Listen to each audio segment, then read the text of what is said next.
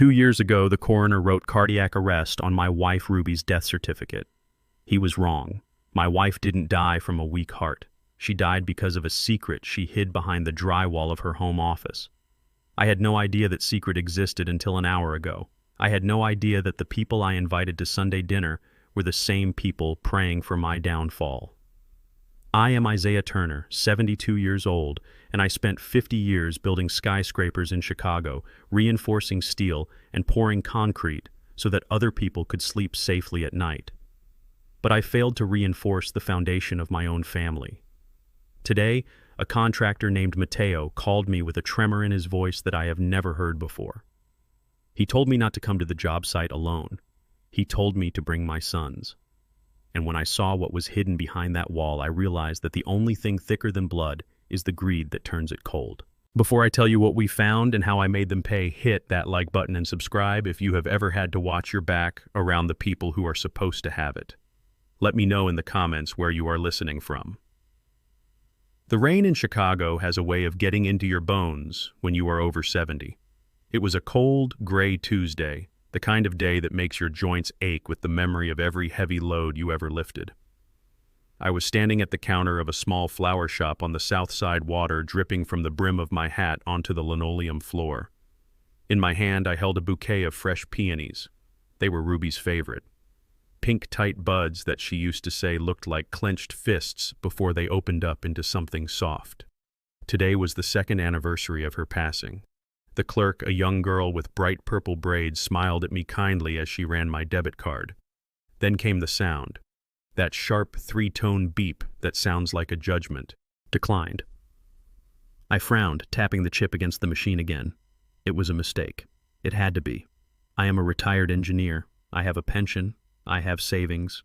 Or at least I thought I did. Try it again, please, I said, my voice steady though my stomach began to turn. She tried. Declined. I can't explain the specific type of shame that washes over a man when he cannot pay $40 for flowers for his dead wife.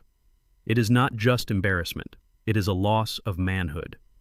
I felt the people in line behind me shifting their weight, checking their watches.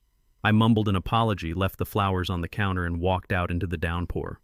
I sat in my truck, the engine cold, and dialed my eldest son, Dante. 2 years ago, when grief had me so blind I couldn't see straight, I signed over the power of attorney to him. He said it was to help me manage the bills. He said I needed to rest. I trusted him. He was my firstborn. Dante answered on the fourth ring. I could hear the background noise of a high-end restaurant, clinking glasses and laughter. Dad. I'm in a meeting, Dante said. No hello. No asking how I was on this specific day. My card was declined, Dante. I am at the florist. I just wanted to buy peonies for your mother. Why is the account empty? I heard him sigh, a long, exaggerated sound of impatience. Dad, we talked about this. The liquidity is tied up in the bond market right now. You are overspending. You don't need expensive flowers. Mom is gone. She doesn't know the difference between peonies and dandelions. The air in the truck seemed to vanish. He spoke about her as if she were a line item on a spreadsheet that he had deleted. Unlock the account, Dante. I need gas to get home. I can't just move money around instantly, Dad. Go home. I'll order you an Uber if you're stuck. We can discuss your budget on Sunday. I have to go. The line went dead. I stared at the phone. My budget. The money I earned sweating in the summer sun while he was in private school. He was treating me like a child with an allowance. I looked at the dashboard. I had enough gas to get to the cemetery, but maybe not enough to get back. I didn't care. I drove to the cemetery in silence. The wipers slapped against the glass, keeping time with my heartbeat. When I reached Ruby's grave, the grass was slick with mud. I didn't have the flowers, so I just stood there with my empty hands hanging by my sides. I'm sorry, Ruby, I whispered. I let them take everything. You warned me. You always said Dante had too much hunger and not enough grit. I stood there for 20 minutes, letting the rain soak through my coat, feeling like a ghost in my own life. I was ready to give up. I was ready to go home, lie down, and let Dante and his wife Tiffany put me in that nursing home they kept leaving brochures for on my kitchen counter. Then my phone rang. It wasn't Dante. It was Mateo. Mateo was a contractor I had hired a week ago to renovate Ruby's old home office at the back of our property. It was a small building separate from the main house. I wanted to turn it into a reading room, a place to remember her without the clutter of her old business files. Mateo was a good man, a hard worker from Mexico who reminded me of myself 40 years ago. He was usually calm, steady as a rock, but when I answered, his voice was high and tight. "Mr. Ike. Are you near the house? I'm at the cemetery, Mateo. What is it? Did a pipe burst?" "No, sir. Listen to me." We were taking down the drywall behind the heavy oak bookcases, the ones built into the structure. "I know the ones," I said. "What about them?" Mateo paused. I could hear his breathing rapid and shallow. "Mr. Ike, you need to come here, right now. But listen to me carefully. Do not come alone." My eyebrows pulled together. The rain ran down my nose. "What are you talking about, Mateo? Bring your sons," he said. "Bring Dante and Jamal. They need to see this. If you come alone, they will say you made it up. They will say I planted it. You need witnesses, Mr. Ike. Planted what, Mateo? You are scaring me. I cannot say it over the phone, sir. I don't know who is listening. But what I found, it explains the fire." I froze. The fire. 2 years ago, on the night Ruby died, there had been a small electrical fire in that office. The fire department said it was faulty wiring. They said the smoke triggered Ruby's heart attack. It was ruled an accident, a tragedy. "Mateo," I said, my voice dropping to a growl, "what did you find? Just get them here, Mr. Ike. Tell them whatever you have to tell them. But get them here." The line clicked off. I sat there, the phone gripping tight in my hand. Mateo was not a man given to drama. If he was scared something was wrong, something was dangerous, and he wanted my sons there. I knew if I called Dante and told him there was a problem at the construction site, he wouldn't come. He would tell me to call a repairman. He would tell me he was too busy. He didn't care about the house. He only cared about the value of the land underneath it. To get a shark to surface, you have to chum the water with blood, or in Dante's case, with gold. I dialed Dante back. My hand was shaking not from cold, but from a sudden cold rage that was waking up inside me. "What is it now?" Dad, Dante answered, clearly annoyed. "I told you I'm busy." "Dante, listen to me," I said, making my voice sound breathless, excited. "I am at the house." Mateo found something behind the wall. "So let the contractor deal with it." "No, Dante, you don't understand." "Behind the bookcase. There was a false wall. We found a safe." The silence on the other end was instant. The background noise of the restaurant seemed to fade away as he pressed the phone closer to his ear. "A safe. What kind of safe?" "Old. Heavy. It was hidden, Dante. We cracked it open." I paused. I let the silence hang there for 3 seconds. The hook was in the water. "There is cash, Dante, stacks of it. And gold bars. It looks like your mother didn't trust the banks as much as we thought. There must be $500,000 here. I don't know what to do." I could practically hear his greed salivating through the speaker. "Don't touch anything," Dad, Dante shouted. "Do not call the police. Do not tell the contractor to take anything. Is Jamal there?" "No," I said. "Call Jamal. I'm coming over. I'm leaving right now. I'll be there in 20 minutes. Stay right there." I hung up. Then I called Jamal, my younger son, who never did anything without Dante's permission. I told him the same lie. I put the truck in gear. The engine roared to life, sounding angry. I wasn't just an old man with a declined debit card anymore. I was a man on a mission. I didn't know what Mateo had found. I didn't know what was in that wall. But I knew one thing. My sons were coming. They were coming for gold, but they were going to find something else entirely. I drove out of the cemetery gates, leaving Ruby behind in the cold ground. But as I turned onto the main road, I felt her with me. I felt her sharp wit and her intolerance for nonsense. "I am coming, Ruby," I said to the empty cab, "and I am bringing the wolves with me." By the time I pulled into the driveway of our family estate, the rain had stopped, leaving the world slick and shiny. Dante's black BMW was already there, parked haphazardly on the lawn, tearing up the grass. Jamal's truck was right behind him. They were standing by the front door of the office, pacing. Tiffany, Dante's wife, was there too. Of course she was. She was wearing a beige trench coat and heels that sank into the mud. She looked like she was ready to audit a bank vault. I stepped out of my truck. My knees hurt, but I stood tall. "Where is it?" Dante demanded, rushing toward me. "Where is the money?" "Inside," I said, pointing to the open door of the office where sawdust floated in the air like fog. Mateo was standing in the doorway. He looked pale. He was holding a crowbar in one hand, his knuckles white. He looked at me, then at my sons. He nodded once. The sound of car doors slamming shut echoed like gunshots in the quiet afternoon. I watched from the dusty window of the office as my family marched across the lawn. They moved with a speed and purpose I had not seen in years. It wasn't love that made them run. It wasn't concern for my safety. It was the smell of money. It was the promise of a safe full of gold that I had dangled in front of them like raw meat before a pack of starving wolves. Dante was in the lead, his face flushed, his tie loosened. Beside him was Jamal, sweating even in the cool air, looking around nervously as if he expected the police to jump out from the bushes. And then there was Tiffany. My daughter-in-law was wearing a white cashmere coat and stilettos that cost more than the monthly pension of the men who built this country. She stepped gingerly onto the wet grass, her face twisted in disgust as her heels sank into the mud, but she didn't stop. Greed is a powerful motivator. It makes you walk through dirt you would normally pay someone else to clean up. They burst into the small office building without knocking. They didn't look at me. They didn't ask why I was standing in the corner with my arms crossed. Their eyes went straight to the gaping hole in the wall where the heavy oak bookcase had been pulled away. "Where is it?" Tiffany demanded, her voice shrill. She didn't say hello. She didn't ask if I was okay. She just looked at the hole in the wall with hungry eyes. "Where is the safe, Ike? You said there was gold." I stayed silent. I let the silence stretch out heavy and suffocating. I nodded toward Mateo, who was standing by the exposed studs holding a flashlight. Mateo stepped aside, shining the beam of light into the dark cavity between the walls. "Show them, Mateo," I said softly.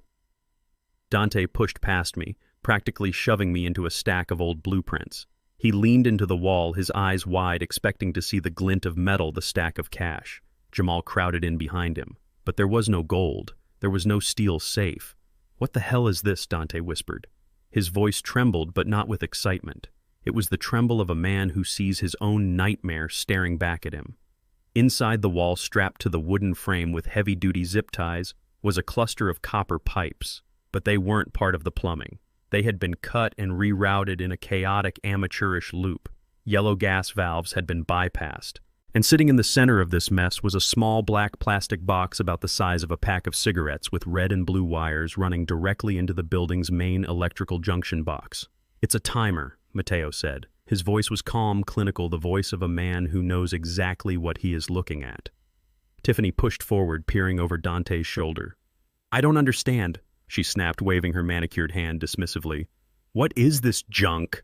Where is the money, Ike? Is this some kind of sick joke? Did you bring us here to look at old plumbing?" "It's not plumbing, Mrs. Turner," Mateo said, turning to look her dead in the eye. "Then what is it?" she spat back. "It is a bomb," Mateo said. The word hung in the air like toxic smoke. Tiffany froze.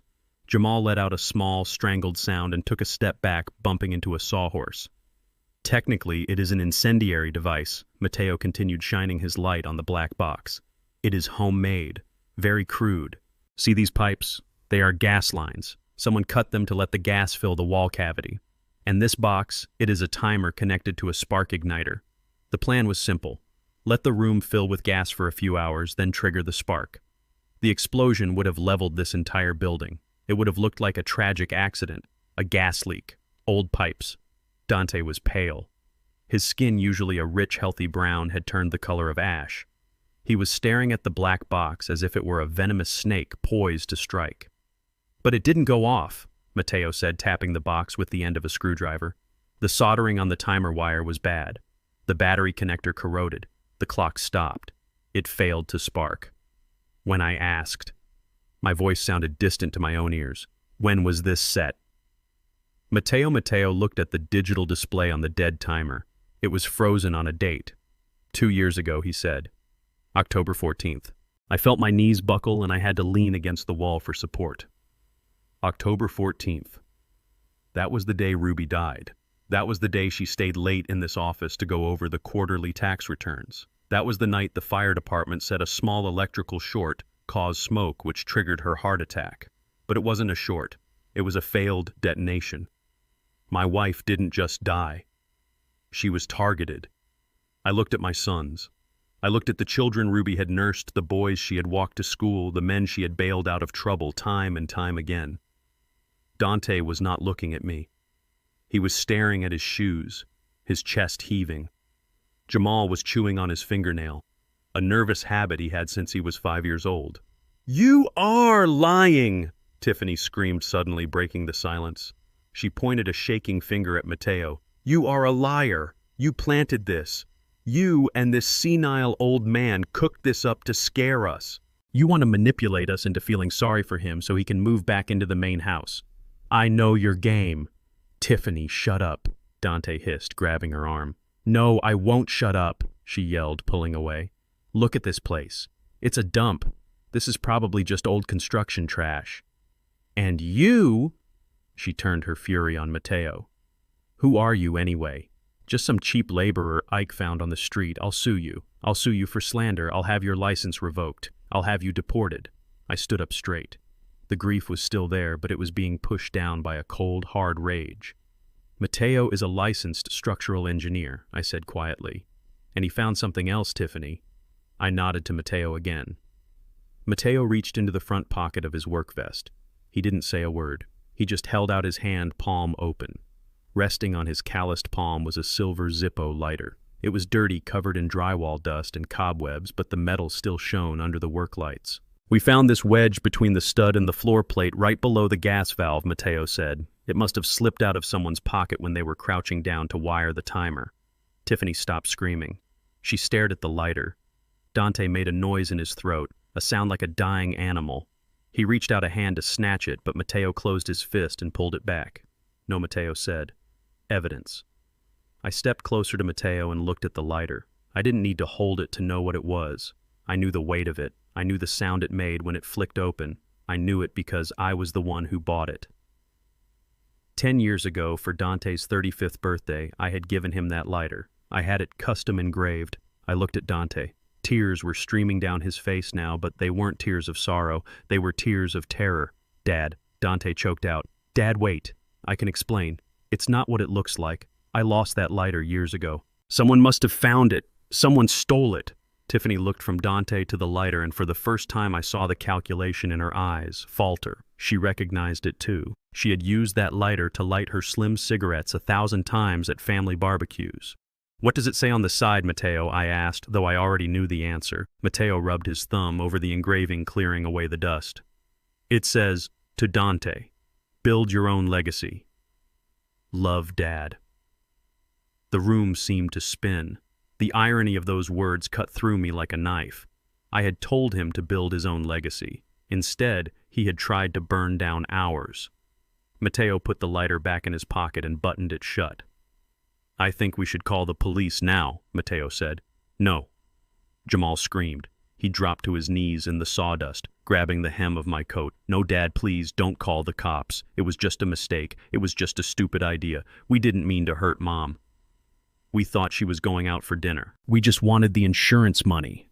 "Shut up, Jamal," Dante roared, kicking his brother in the ribs. "Shut your mouth." But it was too late. The truth was out. It hung in the air, ugly and undeniable. They hadn't come here to save me. They hadn't come here to mourn their mother. They had come here 2 years ago to turn her life's work into ash for a payout. And when it failed, when the bomb didn't go off but the stress killed her anyway, they walked away and left the evidence rotting in the walls. I looked down at Jamal, weeping at my feet. I looked at Dante, panting with rage and fear. I looked at Tiffany, whose face was a mask of calculation, already trying to figure out how to distance herself from this. I felt a strange calmness wash over me. The father in me wanted to weep. But the man in me, the engineer who knows that you cannot build a house on a rotten foundation, knew what had to be done. "Get up, Jamal," I said coldly. "Dad, please." Dante started stepping toward me with his hands out. "We were in debt. You don't know how bad it was. The sharks were coming for us. We didn't have a choice. We always have a choice, Dante," I said. "You chose money over your mother's life." I turned to Mateo. "Lock the door, Mateo." Tiffany's eyes went wide. "What? You can't keep us here. This is kidnapping." "I'm not keeping you here," I said, pulling out my phone. "I'm just making sure you're here when the sheriff arrives." I dialed 911, but as I pressed the call button, Dante lunged. He didn't lunge at me. He lunged at Mateo. He was desperate. He was younger, bigger, and fueled by the panic of a man who sees his life ending. He tackled Mateo into the wall, knocking the wind out of him. The lighter flew out of Mateo's pocket and skittered across the floor, sliding toward the open hole in the wall, toward the gas pipes. "Get the lighter," Dante screamed to Tiffany. And that was when the real chaos began. The struggle for the lighter lasted only seconds, but it felt like hours. Dante, fueled by a desperate, animalistic panic, scrambled over the pile of drywall and snatched the silver Zippo from the floor. He didn't just pocket it. He reared back and hurled it with all his might into the deep, dark gap between the foundation and the subfloor, a narrow abyss filled with sharp nails and 20 years of dust. We heard the metallic clink as it hit something deep down in the darkness, followed by silence. The evidence was gone, or at least it was gone enough for a lawyer to argue it never existed. Dante stood up, his chest heaving, his expensive suit covered in white dust. He pointed a shaking finger at Mateo. "You saw nothing," he spat, his voice cracking. "You are a contractor. You are a nobody. You planted that gas line. You brought that lighter here. You are trying to extort my family because you know we have money." I looked at my son. I looked at the man I had taught to ride a bike, the man I had taught to tie a tie, and all I saw was a stranger. A dangerous stranger. "Dante," I said, my voice barely a whisper, "you tried to burn it down. You tried to burn the office for the insurance money." "It wasn't supposed to happen like that," Jamal blurted out, tears streaming down his face. He was huddled in the corner looking like a frightened child. "We thought she was going to dinner with you, Dad. We checked her calendar. She wasn't supposed to be there." "Shut up, Jamal," Dante roared, spinning on his brother. "Shut your mouth or I will kill you myself." The confession hung in the air, heavy and suffocating. My knees finally gave out and I sank onto a stack of lumber. The world was spinning. They didn't just want the money. They had been tracking her schedule. They had planned it. And when the fire department said the smoke inhalation triggered her cardiac arrest, they knew they had killed her. And for 2 years they had come to Sunday dinner, eaten my food, and looked me in the eye, knowing they were the architects of my widowhood. They didn't murder her with a gun or a knife. They murdered her with greed. Tiffany stepped forward then. She had been quiet during the scuffle, her eyes darting around the room, calculating. Now she had found her angle. She walked over to Dante, brushed the dust off his shoulder, and then turned to face me. Her face was composed, cold, and terrifyingly calm. "Ike," she said, her voice dripping with fake concern, "I think you need to sit down. You are confused." "I am not confused, Tiffany," I said, looking up at her. "Jamal just confessed." "Jamal is upset because you are shouting," she said smoothly. "Listen to yourself, Ike. You are ranting about bombs and murder plots. You are dragging us to a construction site in the middle of the day. You are hallucinating." I stared at her. "What are you doing?" "I am calling Dr. Henderson," she said, pulling out her phone. "You haven't been well since the stroke, Ike. We all know it. You forget things. You get agitated. And now you have hired this man, this stranger, to rig up some fake gas pipes to frame your own children." She laughed, a short, sharp sound that had no humor in it. "It is sad, really. It is a clear sign of dementia, paranoia, persecution complex." She was rewriting reality right in front of me. "You are going to tell the police that I did this?" I asked. "I am going to tell the judge," she said, stepping closer, her perfume overpowering the smell of sawdust. "I am going to petition for an emergency conservatorship, Ike, for your own safety. You clearly cannot manage your own affairs anymore. You are a danger to yourself and others. Look at you. You are threatening your family with jail. You are imagining crimes that never happened." She looked at Dante. "Right. Dante. Your father is having an episode, isn't he?" Dante looked at his wife, then at me. I saw the hesitation in his eyes, for a split second, the last flicker of conscience. But then he thought about the debts. He thought about the prison cell waiting for him if the truth came out. "Yes," Dante said, his voice hardening. "Yes. He's having an episode. He's been talking crazy for weeks. He threatened to burn the house down himself yesterday. The betrayal was complete. They were not just going to cover up their crime, they were going to lock me away in a facility, medicate me into silence, and take control of everything Ruby and I had built. They would sell the house, sell the land, and spend every dime while I rotted in a room with padded walls." Mateo stepped forward, his fists clenched. "Mrs. Turner, you cannot be serious. I am a witness. I saw the lighter." Tiffany didn't even look at him. You are a trespasser," I will have you arrested for breaking and entering and for elder abuse. I bet you manipulated him into this, didn't you? Hoping to get a cut of his estate, get out of here before I call ICE. Mateo didn't move, but I saw the fear in his eyes. He had a family. He couldn't afford a legal war with rich people. It's okay, Mateo, I said softly. Ike. Mateo looked at me. It's okay. Let them talk. I stood up slowly. My joints popped. I walked over to the open wall cavity. The gas pipes were there, ugly and undeniable, and hanging from the electrical wire was that black plastic box. The device Mateo had called a timer. I reached out and took the box in my hand. Don't touch that, Dante yelled. That's dangerous. I ignored him. I turned the box over in my hands. It was heavy, heavier than a simple timer should be. I wiped the dust off the back with my thumb. You know Dante? I said, keeping my back to them. Your mother was a smart woman, but she was also a suspicious woman. What are you babbling about? Tiffany snapped. Put that down. She knew you were stealing from the company accounts 5 years ago, I continued. She never told me because she didn't want to break my heart. But she started taking precautions. She didn't trust the employees. She didn't trust the cleaners. And eventually she didn't trust you. I turned around to face them. I held up the black box. Mateo thought this was a timer for the bomb, I said, because it was wired into the electricity and it was sitting next to the gas lines. And you, Dante, you probably thought it was just a junction box when you were cutting those pipes. You were too busy trying to kill your mother to look closely at what you were working around. I pressed a small latch on the side of the box. The plastic cover popped open. Inside there was no clock mechanism. There was no spark igniter. Sitting snugly in this casing was a high-end digital voice recorder wired to the building's power supply so it would never run out of battery. The red light on the side was blinking steadily. This is a Vox Pro surveillance recorder, I said. Ruby had them installed in the walls of her office a month before she died. She told me she wanted to catch the person who was leaking bid information to our competitors. She set them to voice activation.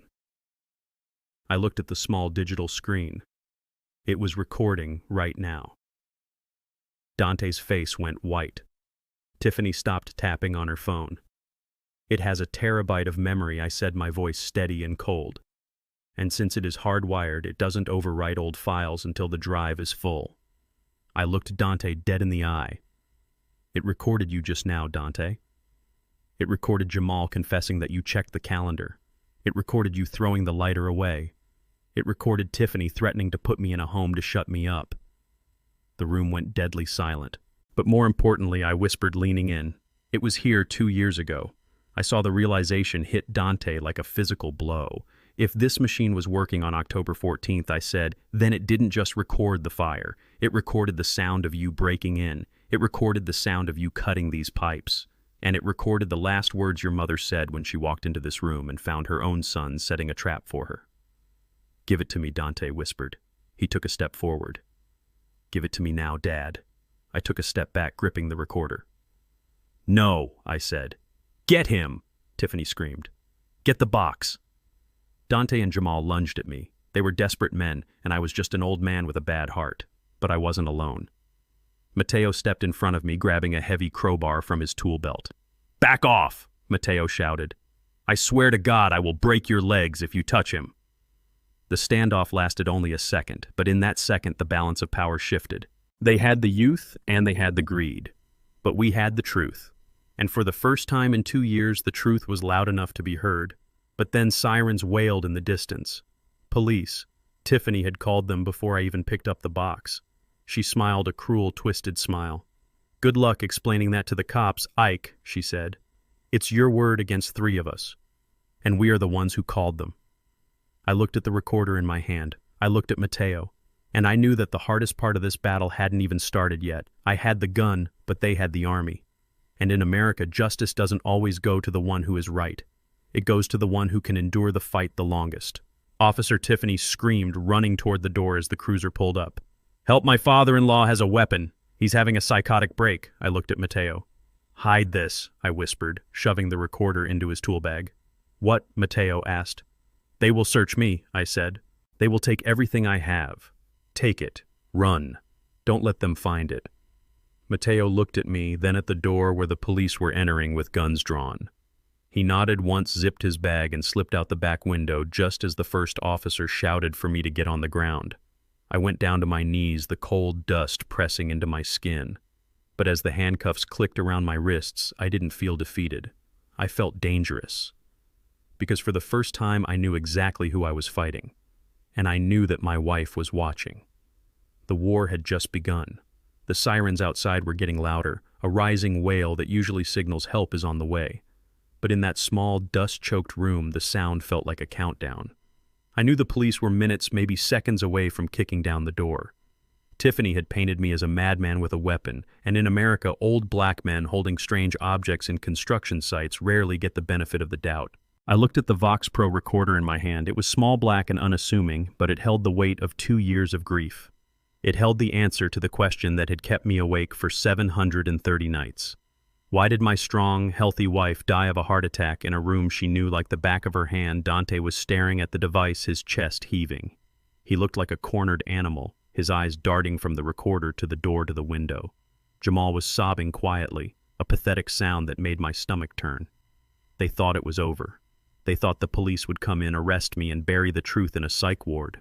But I had a thumb on the play button, and I wasn't going to let them hide anymore. I didn't say a word. I just pressed down. The tiny speaker crackled to life. At first there was only the sound of static, a white noise that sounded like rain. Then came the sound of metal clinking against metal. It was the sound of a wrench hitting a pipe. The audio was crisp, terrifyingly clear. Ruby had bought the best equipment to catch a corporate spy, never knowing she would catch her own executioners. Then a voice cut through the static. It was younger, arrogant, dripping with a confidence that made my skin crawl. It was Dante.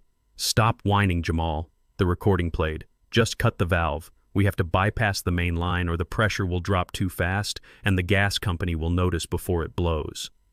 I looked at Dante in the present. He flinched as if he had been slapped.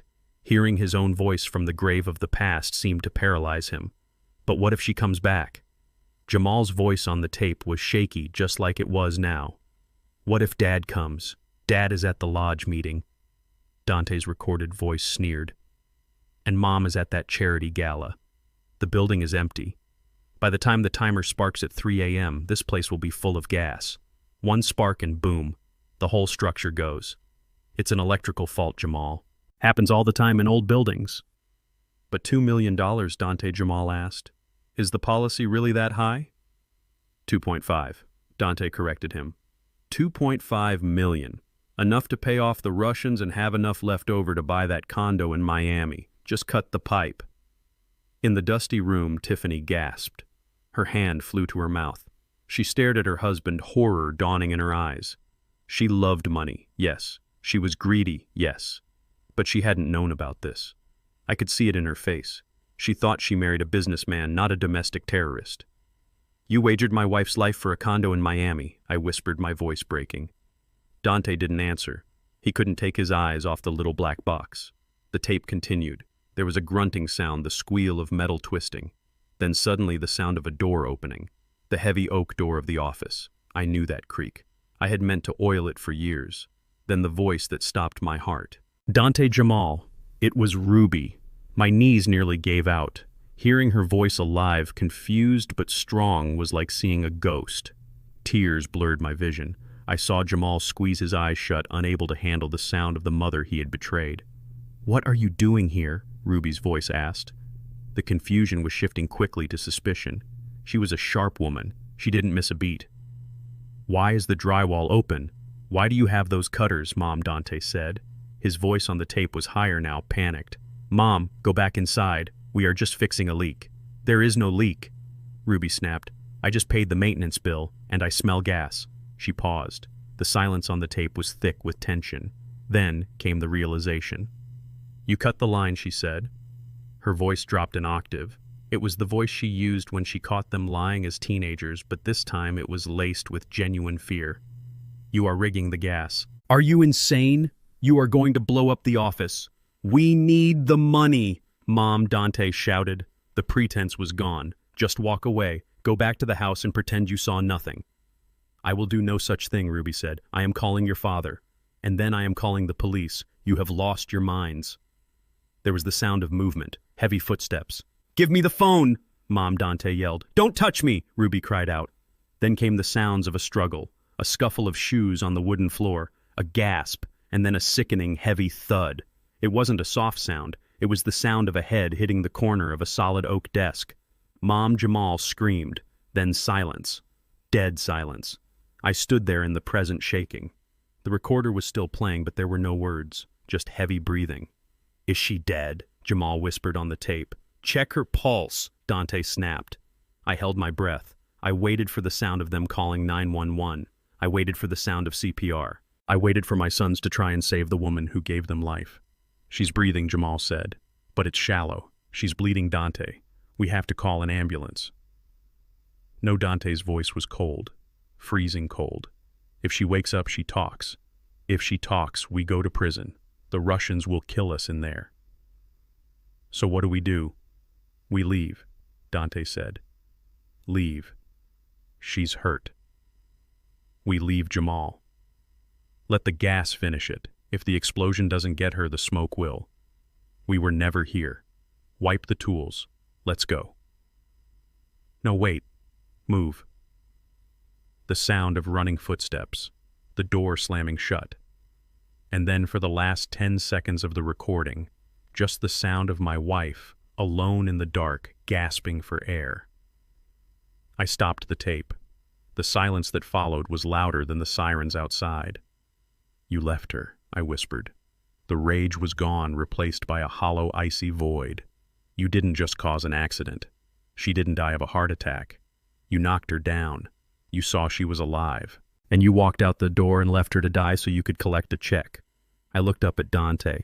"You murdered your mother." Dante was shaking. His face was wet with sweat and tears, but his eyes were wild. He looked at Tiffany, who was backing away from him as if he were a monster. He looked at Jamal, who had collapsed into a ball on the floor. He had nowhere to go. The truth was out. The monster was unmasked. And then he snapped. With a roar that sounded more like a beast than a man, Dante lunged at me. He didn't care about the police outside. He didn't care about the consequences. He just wanted to destroy the thing that held his life in its hands.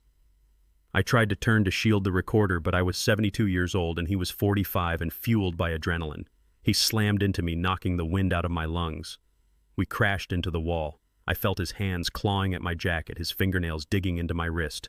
"Give it to me." He screamed, spittle flying into my face. "Give it to me, you old fool!" I held on as tight as I could, but he was too strong. He wrenched my fingers back, snapping the bone in my pinky finger. I cried out in pain and my grip loosened. Dante snatched the black box from my hand. He didn't hesitate. He didn't look at it. He raised it high above his head and brought it down with all his force onto the concrete floor of the exposed foundation. Crack! Plastic shattered. Pieces of black casing flew across the room like shrapnel. But he wasn't done. He stomped on it. He ground his heel into the delicate electronics, crushing the memory chips, smashing the circuit board into dust. He stomped until there was nothing left but a pile of plastic shards and twisted wire. The door behind us burst open. "Police, drop it. Get on the ground." 3 officers stormed in, guns drawn, flashlights cutting through the dust. Dante stopped stomping. He stood there panting, staring at the pile of debris at his feet. He slowly raised his hands, a twisted, maniacal smile spreading across his face. He looked at me. His eyes were dead, devoid of soul, but filled with a terrifying triumph. "It's gone, Dad," he hissed, just loud enough for me to hear over the shouting of the police. He pointed at the pile of trash with his chin. "Where is your proof now?" He laughed, a dry, broken sound. "You are just a crazy old man with a pile of junk. Nobody heard that but us. And who are they going to believe, the successful businessman or the senile old man who hallucinates conspiracy theories?"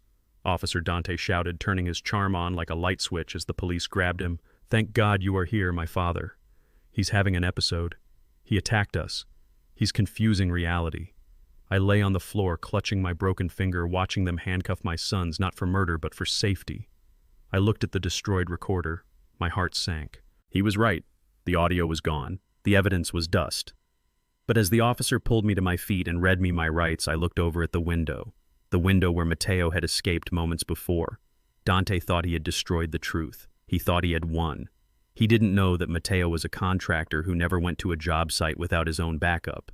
And he didn't know that the war wasn't over. It had just moved to a new battlefield, I let them lead me out in handcuffs, my head held high. Because I knew something Dante didn't. I knew that you can smash a machine, but you cannot smash the justice that is coming for you. You think you won, son, I thought as they shoved me into the back of the cruiser. But you just dug your grave a little deeper. The handcuffs clicked around my wrists with a sound that felt final. It was a cold, mechanical sound that separated my past as a respected man from my present as a prisoner in my own life. I did not resist.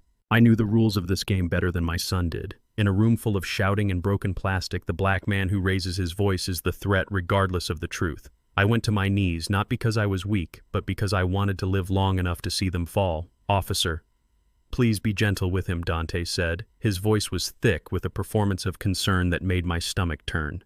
He is 72. He has a heart condition. He hasn't been taking his medication. I looked up at my son. He was smoothing his Italian silk tie, his face composed into a mask of the worried, dutiful child. He had just stomped the evidence of his mother's murder into dust, and now he was using his charm to bury me along with it. I don't need medication, Dante, I said, my voice low and steady. I need a lawyer. See, Tiffany sobbed, clinging to a policeman's arm. She was trembling, a perfect picture of the terrified victim. He is paranoid. He thinks everyone is against him. He lured us here. He locked the door. He had a crowbar. He was screaming about bombs and conspiracies. We were so scared. The officer looked at me. He saw the dust on my old coat. He saw the wild look in my eyes from the pain of my broken finger. He saw the poverty of my appearance compared to the wealth of my children. Sir, the officer said to me, his hand resting on his holster, we are going to take you in. Not to jail, but to the hospital.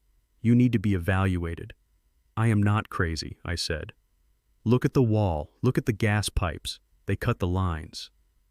We see the pipes, sir, the officer said, his tone patronizing. But this is a construction site. Pipes get cut.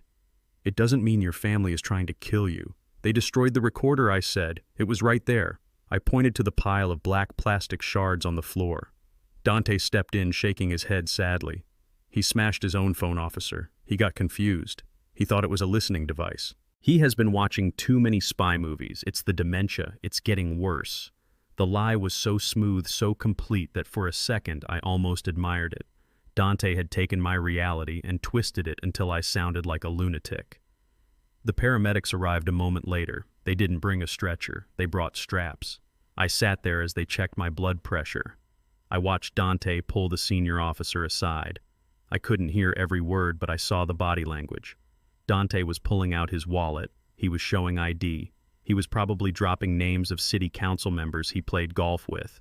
He was establishing his status. He was the credible witness. I was the problem to be solved. I saw the officer nod. He looked over at me with pity. We are going to put him on a 5150 hold, the officer said to the paramedics. 72 hours. Involuntary psychiatric evaluation. He is a danger to himself and others. A 5150 hold. The number rang in my ears. It meant I had no rights. It meant I couldn't sign myself out. It meant anything I said would be treated as a symptom of my illness. They were stripping me of my humanity. As they lifted me onto the gurney, I saw Dante take a pen from the officer. He was signing the commitment papers. I watched the pen move across the paper. I had taught that boy to write. I had sat at the kitchen table with him for hours when he was 5 years old, guiding his chubby hand to form the letters of his name. I had signed his report cards. I had signed the checks for his college tuition. I had signed the deed that gave him his first house. And now he was using that same hand, that same signature, to sign away my freedom. Dante, I said. He stopped writing. He didn't look up. Dante, look at me. He slowly lifted his head. His eyes were cold, dead things. There was no love left in them. Only the terrifying emptiness of a man who has sold his soul and is now just managing the transaction costs. You are doing this for money, I said. You are putting your father in a cage for insurance money. I am doing this because you are sick, Dad, he said loud enough for the police to hear. You need help. We love you too much to let you hurt yourself. The lie tasted like bile in my throat. They wheeled me out of the office. The rain had started again. The cold drops hit my face, mixing with the sweat and the dust. As they loaded me into the back of the ambulance, I saw Tiffany standing by her car. She had stopped crying. She was checking her makeup in the side mirror. She caught my eye and gave a small, almost imperceptible shrug. It wasn't an apology, it was a dismissal. To her, I was just a piece of trash that had finally been taken out. But the hardest part wasn't the handcuffs. It wasn't the pain in my broken finger which was throbbing with a dull, rhythmic agony. It wasn't even the injustice of it. The hardest part was the realization that hit me as the ambulance doors slammed shut, plunging me into darkness. I had spent my whole life protecting them. I had worked double shifts to buy them toys. I had shielded them from the harsh realities of being black in America. I had built a fortress of money and privilege around them so they would never have to suffer like I did. And in doing so, I had created monsters. I had fed them so much that they had forgotten how to hunt, and now that they were hungry, they had decided to eat me. I lay back against the stretcher as the siren began to wail. I closed my eyes. The vibration of the road traveled up through the wheels, shaking my old bones. I was alone. My wife was dead. My evidence was destroyed. My reputation was ruined, and I was being taken to a place where sanity goes to die. But as the ambulance turned onto the highway, a strange thought occurred to me. Dante had made one mistake. He had signed those papers with a pen. He thought the law was on his side. He thought the system was his weapon. But he forgot that I was an engineer. I know how systems work. I know that every structure, no matter how strong it looks, has a stress point, a weak spot, a crack that can bring the whole thing down. Dante thought he had buried me, but he didn't know that you cannot bury a seed and expect it to rot. You only teach it how to grow in the dark. I took a deep breath, filling my lungs with the smell of antiseptic and rubbing alcohol. 72 hours, I whispered to the empty ambulance. Give me 72 hours, Dante. And when I come out, I won't be your father anymore. I will be your reckoning. They call it a 72-hour hold, but time does not exist in a room with no windows and lights that hum with a sound that drills into your skull. Time is just a concept for free men. For me, time became a white blur of nurses with fake smiles and paper cups filled with pills that are supposed to make you forget you are a human being. The first 12 hours were the hardest. They stripped me of my clothes. They took my belt, my shoelaces, and the watch Ruby gave me for our 40th anniversary. They put me in a gown that felt like paper, leaving me shivering on a mattress that smelled of bleach and other men's despair. I lay there staring at the acoustic tiles on the ceiling, counting the little black dots. 1,402. That is how many dots were on the tile directly above my head. I counted them because if I stopped counting, I would start screaming. And if I screamed, they would win. Dante had told them I was manic. He told them I was violent. So I had to be a statue. I had to be stone. A nurse came in every 4 hours. Take this, Mr. Turner, she would say. It will help you sleep. It was a small blue pill. Thorazine, maybe. Or something newer. Something designed to turn a man's brain into pudding. I opened my mouth. I let her place the pill on my tongue. I took the cup of water. I swallowed. But I didn't swallow the pill. I spent 40 years in construction. I know how to move things without them being seen. I tucked that pill under my tongue, wedging it deep against the root, and I swallowed the water. I smiled at the nurse. I lay back down, and the moment the heavy metal door clicked shut, I sat up and spit the blue poison into the hem of the mattress. I did this 3 times. My head was pounding. My body was screaming for rest, but I needed my mind sharp. As the hours dragged on, the silence of the room forced me to go into the only place they couldn't lock up, my memory. I closed my eyes, and I wasn't in a psych ward anymore. I was back in 1974. I was standing in the mud of a construction site in South Chicago holding a shovel. Ruby was there too. She wasn't wearing a business suit then. She was wearing work boots and jeans, her hair tied back in a bandana. We were the only black contractors on the job. The bank had laughed at us when we asked for a loan for equipment. The white foreman had spit on the ground when I walked past him. They told us we couldn't pour concrete. They told us we didn't have the capital. They told us to go back to being laborers. I remembered the night we sat in our tiny kitchen looking at a stack of unpaid bills. Ruby had taken my hand. Her skin was rough from sanding drywall.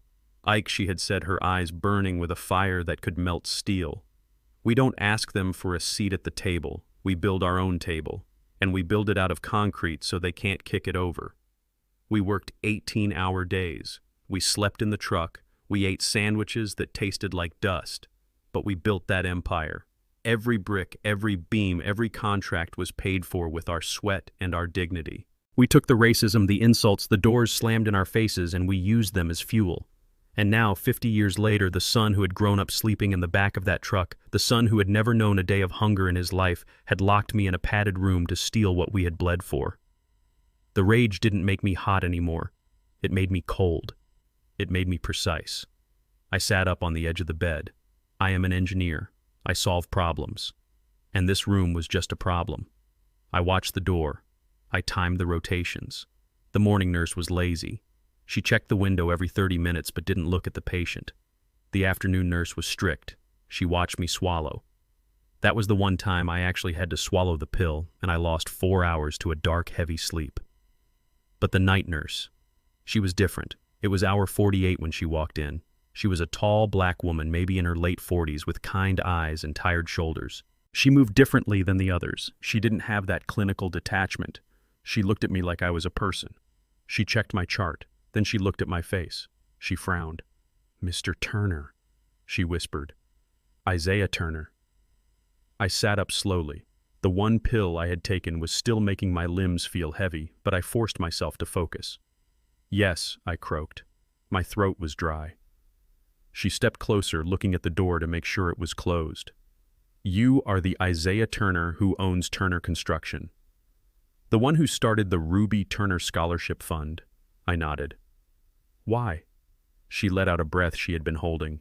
She reached into her pocket and pulled out a tissue, pretending to wipe a spill on the bedside table. "My son Marcus," she said softly. "He goes to Howard University. He is in his 3rd year of engineering. We couldn't afford the tuition. We applied for everything. We were going to give up. And then he got the letter from your foundation. You paid for his books. You paid for his dorm." She looked at me, and her eyes filled with tears. "You saved his future, Mr. Turner." I looked at this woman. I had signed thousands of checks in my life. I had shaken thousands of hands. I didn't know her name. I didn't know her son. But Ruby had set that fund up. Even from the grave, Ruby was still working. She was still building. "What is your name?" I asked. "Sarah," she said. "Sarah," I said, leaning forward. "My son put me in here. He is trying to steal everything. He is trying to steal the money that pays for Marcus's tuition." Sarah stiffened. She looked at the chart again. "It says you are having a psychotic break. It says you are paranoid." "Do I look paranoid to you, Sarah?" I asked. "Or do I look like a man who has been betrayed?" She looked at me. She saw the bruising on my wrist where the handcuffs had been. She saw the clarity in my eyes. She was a mother. She knew what betrayal looked like. "What do you need?" she whispered. "I need a phone," I said. "I cannot call a lawyer. My son has paid them all off. If I call a lawyer, Dante will know in 5 minutes. I need to call a friend." Sarah looked at the door. There was a camera in the hallway, but not in the room. She reached into her scrubs. She pulled out a personal cell phone. 2 minutes, she hissed. "If they catch me, I lose my license. I lose my pension." I took the phone. My hands were shaking not from fear but from adrenaline. I didn't dial 911. I didn't dial a high-priced attorney. I dialed the number of a man who lived in a trailer and smelled like sawdust. Mateo answered on the first ring. "Hello, Mateo," I whispered. "It's Ike." Mr. Ike. Mateo's voice was frantic. "Where are you? I went to the station, but they said you were transferred. I called the house, but the locks are changed. Listen to me, Mateo. I have 2 minutes. Are you safe?" "Yes. I am staying at my cousin's place in Pilsen. They don't know where I am." "Do you have the bag?" I asked. "The tool bag?" "Yes. I have it with me. Did you look inside?" There was a pause. I looked Mr. Ike. I saw the recorder, but it is broken. Dante smashed it. It is in pieces. I closed my eyes. I knew it was broken, but I needed Mateo to be my hands. "Mateo, listen to me. I need you to go to the bank. Not the company bank, the one on 4th Street, the old savings and loan, but I cannot get in, Mr. Ike. I am not family." "You don't need to get in yet," I said. "I just need you to be there tomorrow morning at 9 a.m. Park across the street. Watch the door. Dante will try to go there. He needs the safety deposit box key that was on my keychain. He has your keys, Mr. Ike. The police gave them to him. I know I said, and that is why you need to be there. Because there is something inside that box he cannot get without a biometric scan. And when he fails, he will panic." I took a deep breath. "I get out in 24 hours, Mateo. They have to release me if they can't prove I am a danger." Sarah, the nurse, she is going to help me with the paperwork. When I walk out of these doors, I will have nothing. No car, no money, no home. I will be there, Mateo said firmly. I will bring my truck. Bring the truck, Mateo, and bring a sledgehammer. A sledgehammer, yes. We are done building, Mateo. It is time to start demolition. I handed the phone back to Sarah just as footsteps echoed in the hallway. She slipped it into her pocket and adjusted my blanket, her face transforming instantly into a mask of professional indifference. "Thank you," I whispered. She didn't look at me. She just squeezed my hand, a quick, firm pressure that said everything. She walked out, locking the heavy door behind her. I lay back on the thin mattress. The hum of the lights didn't bother me anymore. The smell of bleach didn't make me sick. I had a plan, I had an ally, and I had a righteous anger that was burning hotter than any fever. I closed my eyes and let the last 24 hours of my captivity begin. Dante thought he had put me in a hole. He was wrong. He had put me in a trench, and I was ready to go to war. They call it a 72-hour hold, but time does not exist in a room with no windows and lights that hum with a sound that drills into your skull. Time is just a concept for free men. For me, time became a white blur of nurses with fake smiles and paper cups filled with pills that are supposed to make you forget you are a human being. The first 12 hours were the hardest. They stripped me of my clothes. They took my belt, my shoelaces, and the watch Ruby gave me for our 40th anniversary. They put me in a gown that felt like paper, leaving me shivering on a mattress that smelled of bleach and other men's despair. I lay there staring at the acoustic tiles on the ceiling, counting the little black dots. 1,402. That is how many dots were on the tile directly above my head. I counted them because if I stopped counting, I would start screaming, and if I screamed, they would win. Dante had told them I was manic. He told them I was violent. So I had to be a statue. I had to be stone. A nurse came in every 4 hours. "Take this, Mr. Turner," she would say. "It will help you sleep." It was a small blue pill, Thorazine maybe, or something newer. Something designed to turn a man's brain into pudding. I opened my mouth. I let her place the pill on my tongue. I took the cup of water. I swallowed. But I didn't swallow the pill. I spent 40 years in construction. I know how to move things without them being seen. I tucked that pill under my tongue, wedging it deep against the root, and I swallowed the water. I smiled at the nurse. I lay back down. And the moment the heavy metal door clicked shut, I sat up and spit the blue poison into the hem of the mattress. I did this 3 times. My head was pounding, my body was screaming for rest, but I needed my mind sharp. As the hours dragged on, the silence of the room forced me to go into the only place they couldn't lock up, my memory. I closed my eyes and I wasn't in a psych ward anymore. I was back in 1974. I was standing in the mud of a construction site in South Chicago holding a shovel. Ruby was there too. She wasn't wearing a business suit then. She was wearing work boots and jeans, her hair tied back in a bandana. We were the only black contractors on the job. The bank had laughed at us when we asked for a loan for equipment. The white foreman had spit on the ground when I walked past him. They told us we couldn't pour concrete. They told us we didn't have the capital. They told us to go back to being laborers. I remembered the night we sat in our tiny kitchen looking at a stack of unpaid bills. Ruby had taken my hand. Her skin was rough from sanding drywall. Ike, she had said, her eyes burning with a fire that could melt steel. "We don't ask them for a seat at the table. We build our own table. And we build it out of concrete so they can't kick it over. We worked 18-hour days. We slept in the truck. We ate sandwiches that tasted like dust. But we built that empire. Every brick, every beam, every contract was paid for with our sweat and our dignity. We took the racism, the insults, the doors slammed in our faces, and we used them as fuel. And now, 50 years later, the son who had grown up sleeping in the back of that truck, the son who had never known a day of hunger in his life, had locked me in a padded room to steal what we had bled for. The rage didn't make me hot anymore. It made me cold. It made me precise. I sat up on the edge of the bed. I am an engineer. I solve problems. And this room was just a problem. I watched the door. I timed the rotations. The morning nurse was lazy. She checked the window every 30 minutes but didn't look at the patient. The afternoon nurse was strict. She watched me swallow. That was the one time I actually had to swallow the pill, and I lost 4 hours to a dark, heavy sleep.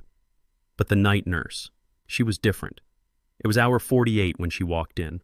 She was a tall black woman, maybe in her late 40s, with kind eyes and tired shoulders. She moved differently than the others. She didn't have that clinical detachment. She looked at me like I was a person. She checked my chart.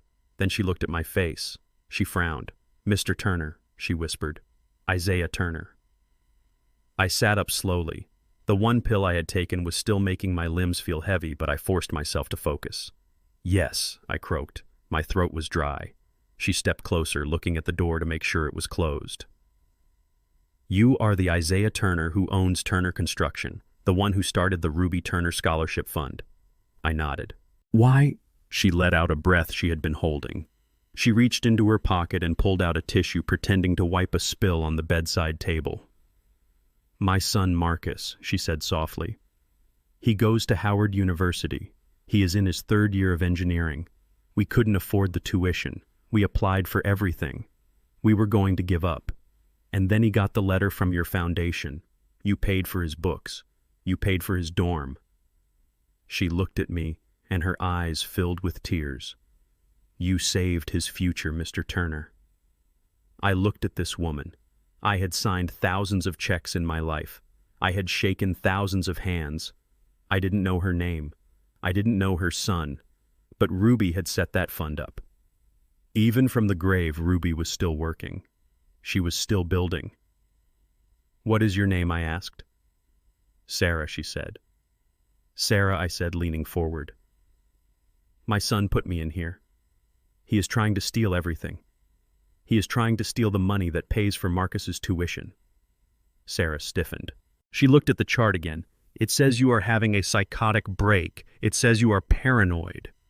"Do I look paranoid to you, Sarah?" I asked. "Or do I look like a man who has been betrayed?" She looked at me. She saw the bruising on my wrist where the handcuffs had been. She saw the clarity in my eyes. She was a mother. She knew what betrayal looked like. "What do you need?" she whispered. "I need a phone," I said. "I cannot call a lawyer. My son has paid them all off. If I call a lawyer, Dante will know in 5 minutes. I need to call a friend." Sarah looked at the door. There was a camera in the hallway, but not in the room.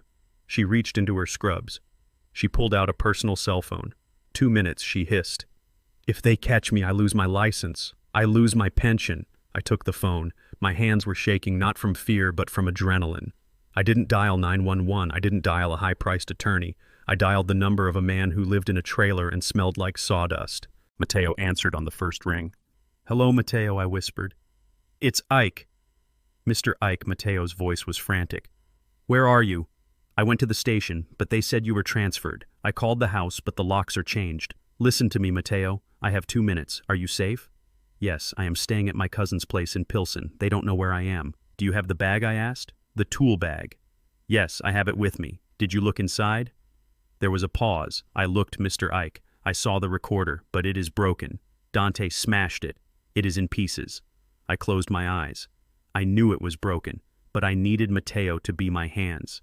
"Mateo, listen to me. I need you to go to the bank, not the company bank, the one on 4th Street, the old savings and loan. But I cannot get in, Mr. Ike. I am not family. You don't need to get in yet," I said. "I just need you to be there tomorrow morning at 9 a.m. Park across the street. Watch the door. Dante will try to go there. He needs the safety deposit box key that was on my keychain. He has your keys, Mr. Ike. The police gave them to him." "I know," I said, "and that is why you need to be there, because there is something inside that box he cannot get without a biometric scan, and when he fails, he will panic." I took a deep breath. "I get out in 24 hours, Mateo. They have to release me if they can't prove I am a danger. Sarah, the nurse, she is going to help me with the paperwork. When I walk out of these doors, I will have nothing. No car, no money, no home."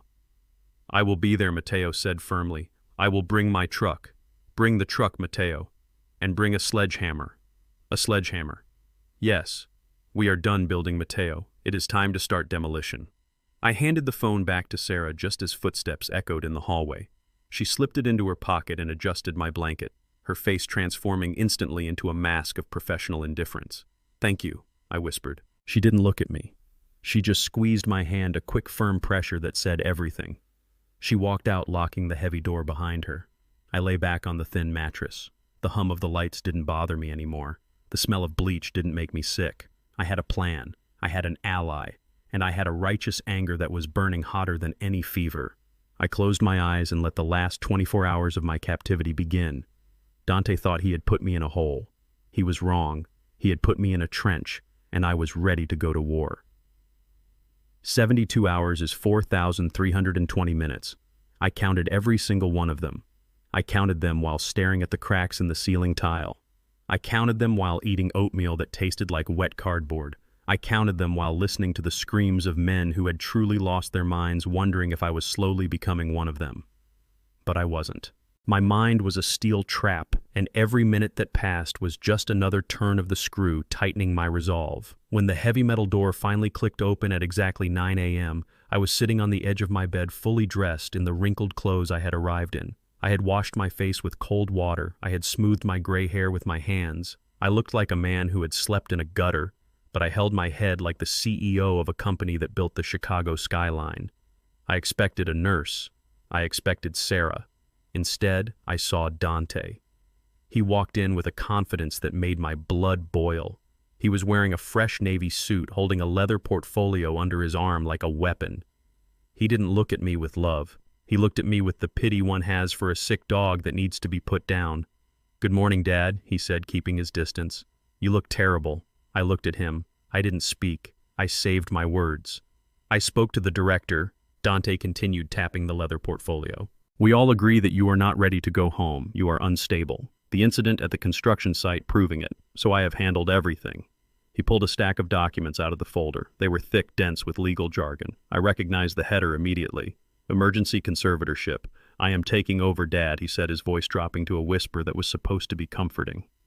"I have the judge's signature on the preliminary order. We are going to transfer you to a private facility in Wisconsin. It's nice there. Quiet. You won't have to worry about bills or businesses or imaginary conspiracies anymore." He held the pen out to me, but he wasn't asking for my autograph. He was asking for my surrender. "Just sign the voluntary transfer," he said. "It will make it easier. If you don't, the orderlies will have to sedate you for transport. I don't want to see that." I looked at the pen. I looked at my son. He had it all planned out. The kidnapping, the imprisonment, the theft of a lifetime of hard work. I stood up. My knees popped, but I didn't sway. "I am not going to Wisconsin, Dante," I said. Dante sighed, shaking his head. "Don't make this difficult. You are legally incapacitated. The doctor is coming in right now to sign the release into my custody." As if on cue, the door opened again. But it wasn't the nurse. It was Dr. Aris, the chief psychiatrist. He was a small man with glasses and a face that revealed nothing. He walked in, looked at Dante, looked at me, and then looked down at his clipboard. "Dr. Aris," Dante said, stepping forward with his winning smile. "I have the transfer papers ready. My father is ready to go to the facility I selected." Dr. Aris didn't smile back. He adjusted his glasses and flipped a page on the chart. "Mr. Turner," the doctor said, addressing me, not Dante. "How are you feeling this morning?" "I am hungry, doctor," I said. "And I am angry. But I am not crazy." Dr. Aris nodded slowly. He turned to Dante. "Mr. Turner, I cannot sign these transfer papers." Dante's smile faltered. "Excuse me, the court order says I can hold him for 72 hours for evaluation." Dr. Aris interrupted, his voice calm but firm. "It says that if I find him to be a danger to himself or others due to a mental defect, I must recommend further treatment." "And he is a danger," Dante snapped, his voice rising. "He attacked me. He thinks there are bombs in the walls." Dr. Aris held up a hand. "We ran a full toxicology screen.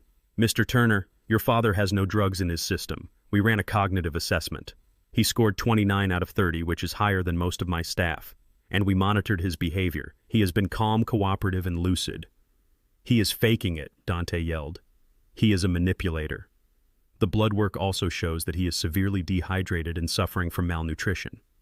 Dr. Aris continued, ignoring the outburst. "Which explains the irritability and the confusion you described. This man is not psychotic. He is exhausted. He is a grieving widower who has been pushed to his limit. I am a doctor, not a jailer. I will not sign a commitment order for a sane man." Dante stared at the doctor. His face turned a shade of purple I had never seen before. "You are making a mistake," Dante hissed. "If he walks out of here, whatever happens is on your head." "I am discharging him," Dr. Aris said, closing the folder with a snap. "Mr. Turner, you are free to go." I looked at Dante. For the first time in 3 days, I smiled. It wasn't a nice smile. It was the smile of a wolf that just chewed its leg out of a trap. "Thank you, doctor," I said. I walked past Dante. I could smell his expensive cologne mixed with the sweat of his fear. I brushed his shoulder with mine. He didn't move. He just stood there paralyzed by the one thing he hadn't calculated: integrity. I walked down the long white hallway. I pushed open the double doors. The automatic glass doors slid apart and the air of Chicago hit me. It was cold, smelling of exhaust and rain, but it tasted like freedom. I stood on the sidewalk taking a deep breath. Mr. Ike. I looked across the parking lot. Leaning against his beat-up Ford truck was Mateo, and standing next to him was a man in a sharp gray suit holding a briefcase. A lawyer. Mateo had done exactly what I asked. He had brought the cavalry. I started walking toward them. My legs felt light. I was ready. I was going to get in that truck, go to the bank, and end this. But then I heard footsteps behind me. "You think you won?" I stopped. I turned around. Dante was standing at the entrance of the hospital. He wasn't chasing me. He was leaning against a pillar lighting a cigarette. He looked relaxed again.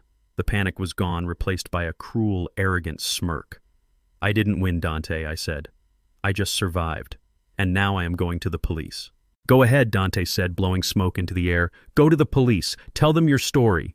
Without the recorder, it is just your word. And while you are doing that, where are you going to sleep?" "I have my house," I said. Dante laughed. It was a dry, hollow sound. "No, you don't. I had the locks changed yesterday. For security purposes, of course. Since you were in a psych ward, the property was vulnerable. I have the keys. I will call a locksmith," I said, though a cold knot was forming in my stomach, "and pay him with what Dante asked." I reached for my wallet. It was empty. The hospital had returned it to me, but my cards were gone. "I canceled your credit cards, Dad," Dante said, flicking the ash off his cigarette. "And I froze the joint checking account. As your power of attorney, I have a duty to protect your assets from your erratic behavior. You have $0. You have no access to your home. You have no car." He took a drag of the cigarette and smiled. "You are a homeless old man, Dad. You are a trespasser on your own property. If you try to break in, I will have you arrested. And this time you won't go to a hospital. You will go to county jail." He pushed off the pillar and walked toward his BMW. "Go stay with your Mexican friend," he called out over his shoulder. "I give you a week. A week before you come crawling back to me begging for a bed in that nursing home. And when you do, the price is going to be a lot higher." He got in his car. The engine purred to life. He drove past me, not even looking in my direction. I stood there on the sidewalk, the wind cutting through my thin jacket. I looked at my hands. They were empty. I had built a company worth millions.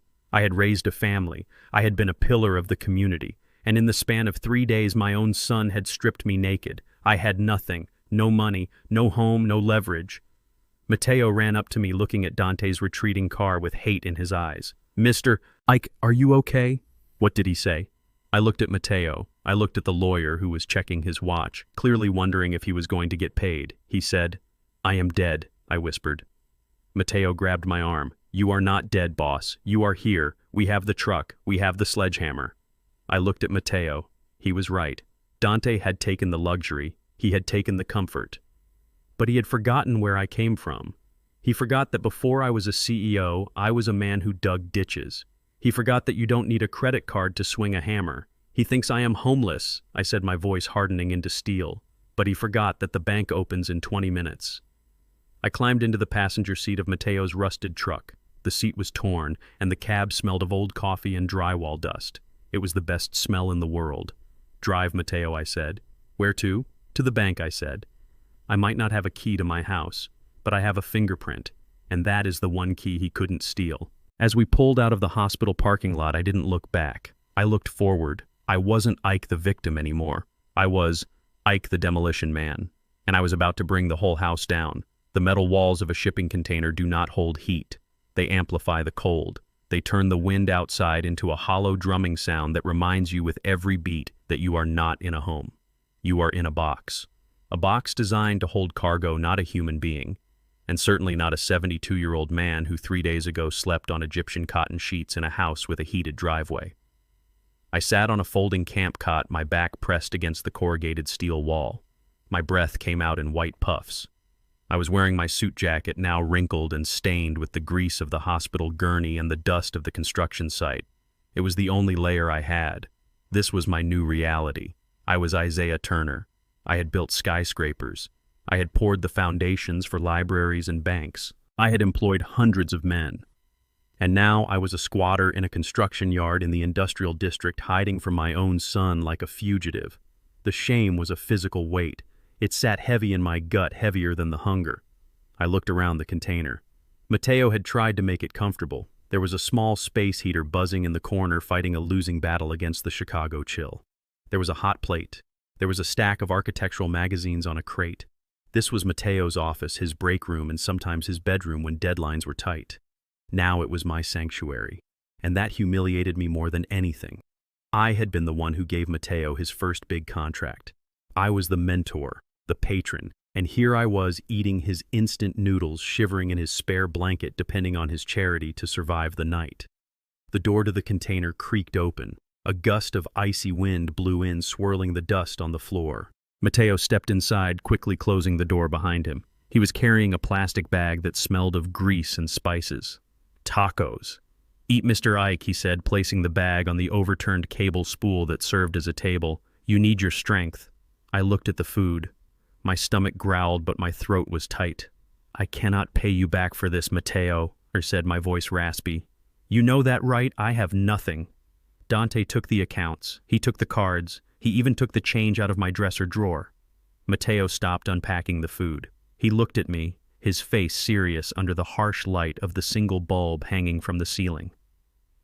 "You think I do this for money?" he asked. "You run a business, Mateo," I said bitterly. "Everything is about money. That is what my son taught me. Blood doesn't matter. History doesn't matter. Only the balance sheet matters." Mateo shook his head. He pulled up a plastic bucket and sat down across from me. "You are wrong, boss. Your son is a fool. He thinks value is what is in the bank. But you taught me that value is what is in the man. You gave me a chance when no one else would hire a small-time contractor with an accent. You invited me to your Christmas party. You treated me like an equal. That is debt I can never repay with a taco." I looked down at my hands. They were shaking. "I lost the recorder, Mateo," I whispered. "That was our only shot. It is gone, smashed into a million pieces." Mateo took a bite of his food, chewing slowly. He didn't look worried. In fact, he looked almost bored. "I know," he said. "You know I looked up. I told you on the phone. But you don't understand. That wasn't just audio. That was a confession. That was the murder weapon. And I let him destroy it." Mateo reached into the pocket of his heavy work coat. He moved deliberately without haste. "Mr. Ike," he said, "I have been a contractor in this city for 20 years. I have worked for good people, and I have worked for snakes. I have had clients refuse to pay me after I built their whole house. I have had inspectors lie about my permits." He pulled his hand out. He was holding a small silver object. "I learned a long time ago," he continued. "If you find something on a job site that looks like trouble, you don't just call the owner. You make a copy. Because rich people have a habit of making evidence disappear." He placed the object on the cable spool between us. It was a USB drive. I stared at it. I couldn't breathe. "When I found the box in the wall," Mateo said, "before I called you, I plugged it into my laptop. I wanted to see if it was working. I saw the files, hundreds of hours of audio. I didn't listen to all of it, but I saw the timestamps. I saw the file from October 14th, 2 years ago." He tapped the USB drive with his rough finger. "I copied the whole drive, boss. It took 20 minutes. That is why I sounded so nervous when I called you. I was watching the progress bar, praying you wouldn't show up before it finished." I looked at Mateo. Tears pricked my eyes. Not tears of sadness, but tears of relief so profound it felt like my soul was exhaling. "You have it," I whispered. "You have the recording. I have everything," Mateo said. Dante smashed a plastic box. He smashed a memory card. But he didn't smash the data. I reached out and grabbed Mateo's hand. I squeezed it hard. "You just saved my life, Mateo." "Let us see what we saved," Mateo said. He pulled his battered laptop out from under his cot. It was covered in dust and stickers, but it booted up. He plugged in the drive. The screen filled with file names, date, time, duration. There it was. October 14th, 2:45 p.m. "Play it," I said. Mateo clicked the file. The sound filled the small metal container. Once again I heard the static. I heard the clinking of tools. I heard Dante's arrogance and Jamal's fear. I heard my wife's voice. Hearing it the second time was harder than the first. In the daylight, surrounded by police, I had been running on adrenaline. Now, in the quiet of the night, listening to Ruby's last moments while I sat in a cold box, it broke my heart all over again. I listened to the struggle. I listened to the thud. I listened to my sons running away. But this time, I wasn't just listening for the crime. I was listening for something else. My engineer's brain was looking for a solution. "Keep playing," I said, wiping my eyes. "Don't stop it where I stopped it before. Let it run." "But they left," Mateo said. "It is just silence. Play it," I commanded. The recording continued. Heavy breathing, the sound of gas hissing softly from the cut pipe. Then a groan. Ruby was still alive. She was waking up. "My God," I whispered. She was alive. On the recording, there was the sound of dragging. She was trying to crawl. "Dante, Jamal," she rasped. Her voice was weak, barely a whisper. She was trying to call for help. Then there was a rustling sound, like she was reaching into her pocket. "The code," she whispered to herself. It sounded like she was delirious. The pain must have been unbearable. "They want the money," she gasped. "They want the safe." I leaned closer to the laptop speakers. "Not Dante's birthday. Not anymore," she whispered. I held my breath. Trust the builder," she said. I looked at Mateo. He was staring at the speaker, his eyes wide. "Trust the builder," Mateo repeated. "She changed it." Ruby's voice faded in and out. "Changed it yesterday, to the only honest man." Then she said a date. July 12th, 7/12, then silence. The recording ran for another hour, capturing nothing but the hiss of gas until the battery on the recorder must have died or gone into standby. I sat back, stunned. "July 12th, I said.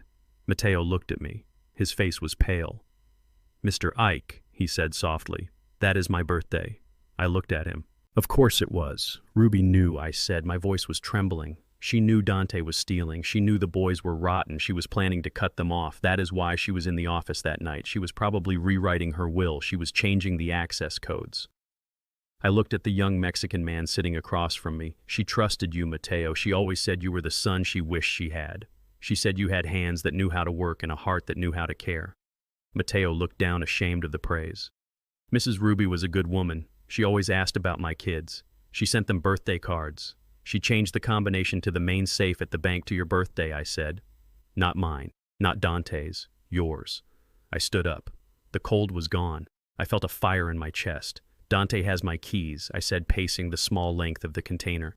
"He has the physical key to the safety deposit box. But at that old bank, you need two things to open a box. You need the key and you need the keypad code." "Dante thinks the code is his birthday," I said. "Or mine. Or our anniversary. He has probably tried them all. That is why he hasn't emptied the accounts yet. That is why he was so desperate to get the conservatorship. He needs a court order to drill that box open because he doesn't have the code." I turned to Mateo. "But we have the code." "But we don't have the key," Mateo argued. "Dante has it." I smiled. A grim, dangerous smile. "Dante is a businessman," I said. "He is lazy. He has the key on my key ring. He probably put it in his pocket. He is going to go to that bank tomorrow morning the second it opens. He is going to try to force his way in with his court papers." I grabbed my coat. "We don't need the key, Mateo. We just need to be there when he tries to use it." "What are we going to do?" Mateo asked, standing up.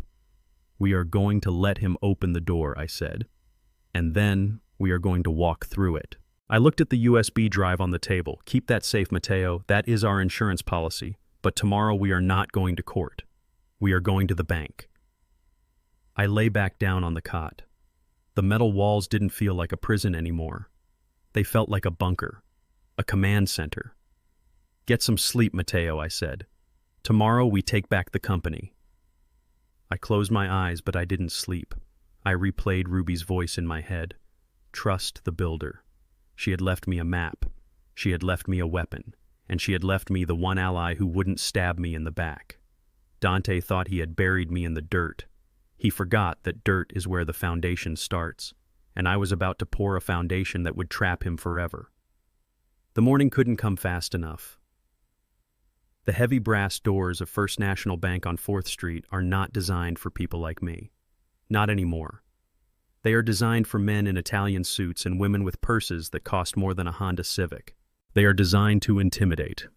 But as I stood on the sidewalk watching the reflection of Matteo's rusted Ford truck in the polished glass, I didn't feel intimidated. I felt a strange sense of ownership. I poured the foundation of this bank in 1985. I supervised the installation of the limestone pillars. I knew that beneath the marble floors and the velvet ropes there was just concrete and steel the same as any other building. Matteo turned off the engine. The truck shuddered and died with a loud cough that made a woman in a Chanel coat turn and glare at us. "Are you ready, boss?" Matteo asked. He was gripping the steering wheel so hard his knuckles were white. He looked terrified. He was a brown man in work boots about to walk into a fortress of old money. He knew the unwritten rules of this country better than anyone. I opened the door and stepped out. The wind was biting, cutting through my thin, dirty jacket. I hadn't shaved in 3 days. My eyes were red from the sleepless night in the shipping container. I looked like a vagrant. I looked like exactly the kind of person security would drag out by the collar. But I had something the security guards didn't have. I had the truth. "Let's go, Matteo," I said. "Keep your head up. You are with me." We walked through the revolving doors. The silence of the lobby hit us instantly. It was the hushed, reverent silence of a cathedral smelling of floor wax and money. The air conditioning was cold. Tellers stood behind high glass partitions moving cash with practiced indifference. A security guard, a young man with a bored expression, stepped forward as we approached the center of the room. He looked at my boots. He looked at the bandage on my broken finger. "Sir," he started, raising a hand, "I am going to have to ask you to Isaiah." The voice came from the back of the room. It was sharp, authoritative, and familiar. I looked past the guard. Standing behind the mahogany desk in the corner was Eleanor Gable. She was the branch manager. She was 70 years old with hair like spun silver and a spine of steel. She had been at my wedding. She had been at Ruby's funeral. Eleanor walked around her desk, her heels clicking on the marble. She waved the guard away with a flick of her hand. "Isaiah Turner," she whispered as she got closer. Her eyes scanned my face, taking in the exhaustion and the grime. "My God, we heard you were in the hospital." Dante said. She stopped. She didn't finish the sentence. She didn't have to. "Dante says a lot of things, Eleanor," I said, my voice rough from disuse. "He says I am crazy. He says I am a danger to society." "He was here, Isaiah," she said, lowering her voice to a hush. She took my hands. Her skin was soft, warm, and dry. "He was here yesterday morning. He came in like he owned the place. He was waving a court order around. He was shouting at my tellers. It was awful." I tightened my grip on her hands. "Did you let him in, Eleanor?" She straightened her back, looking up at me with a fierce loyalty that almost brought me to my knees. "I told him that at First National we respect the rules," she said. "I told him that a power of attorney grants access to checking accounts, not to the private vault. I told him that without the biometric scan and the secondary passcode, not even the President of the United States gets into Ruby's box." I let out a breath I didn't know I was holding. "He tried to guess it, didn't he?" I asked. "He tried everything," Eleanor said with a scowl. "He tried his birthday. He tried yours. He tried your anniversary. He tried the date the company was founded. When the system locked him out after 3 attempts, he kicked the wall. He was desperate, Isaiah." I have never seen a man look so desperate. I nodded. "Thank you, Eleanor." "You have no idea what you did." "I need to get into that box, Eleanor," I said. She looked at me. She saw the lack of ID. She saw that I didn't have my key. Technically, she should have shown me the door. But Eleanor knew the difference between the law and what is right. "I don't have my key," I admitted. "Dante took it when he had me committed." She reached into the pocket of her blazer and pulled out a heavy ring of master keys. "If you have the code, Isaiah," she said softly, "then you are the owner. Come with me." We walked toward the heavy steel gate that separated the lobby from the vault. Matteo walked behind us, his work boots squeaking on the pristine floor, his eyes wide as he took in the gold leaf on the ceiling. We descended the stairs into the cool, recycled air of the underground vault. The walls were lined with thousands of small metal drawers floor to ceiling. Each one was a coffin for secrets. "Box 712, I said. Eleanor led us to the back corner. She found the box. She inserted her master key into the first slot. "You have to enter the code on the keypad," she said, pointing to a small digital pad on the wall, "and you have to scan your thumb." I stepped up to the scanner. I placed my rough, calloused thumb on the glass. A green light flashed. Identity confirmed. then the keypad. I remembered Ruby's voice on the recording, the voice of a dying woman leaving a breadcrumb trail for her husband.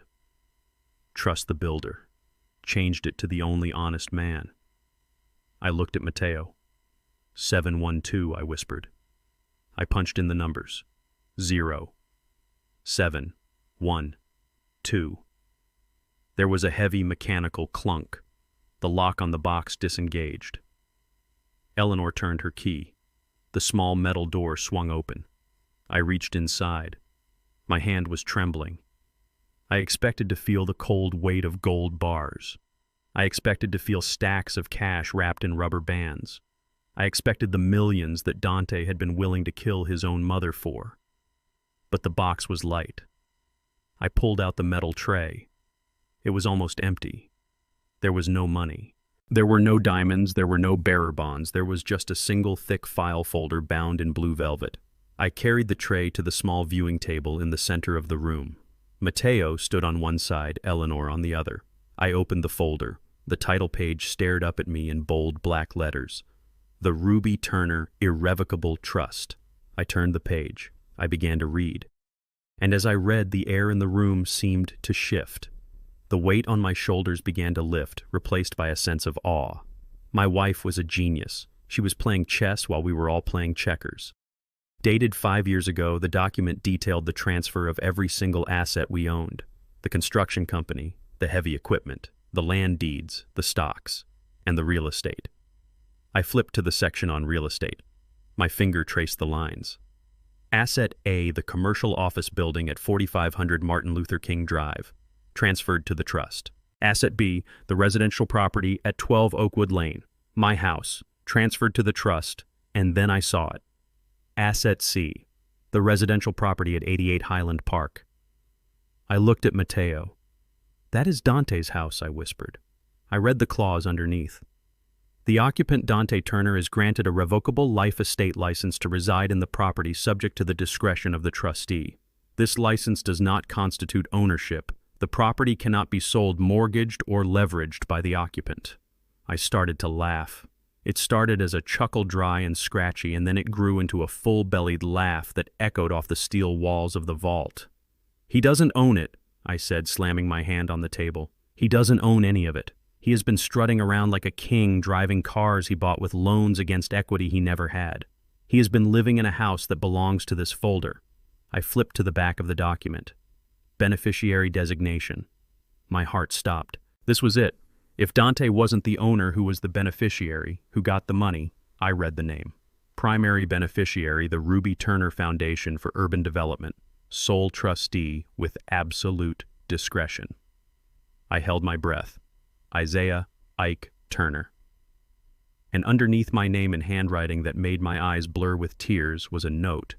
In the event of Isaiah Turner's incapacity or death, the position of successor trustee shall pass to Mateo Garcia. I looked at Mateo. He was reading over my shoulder. He saw his name.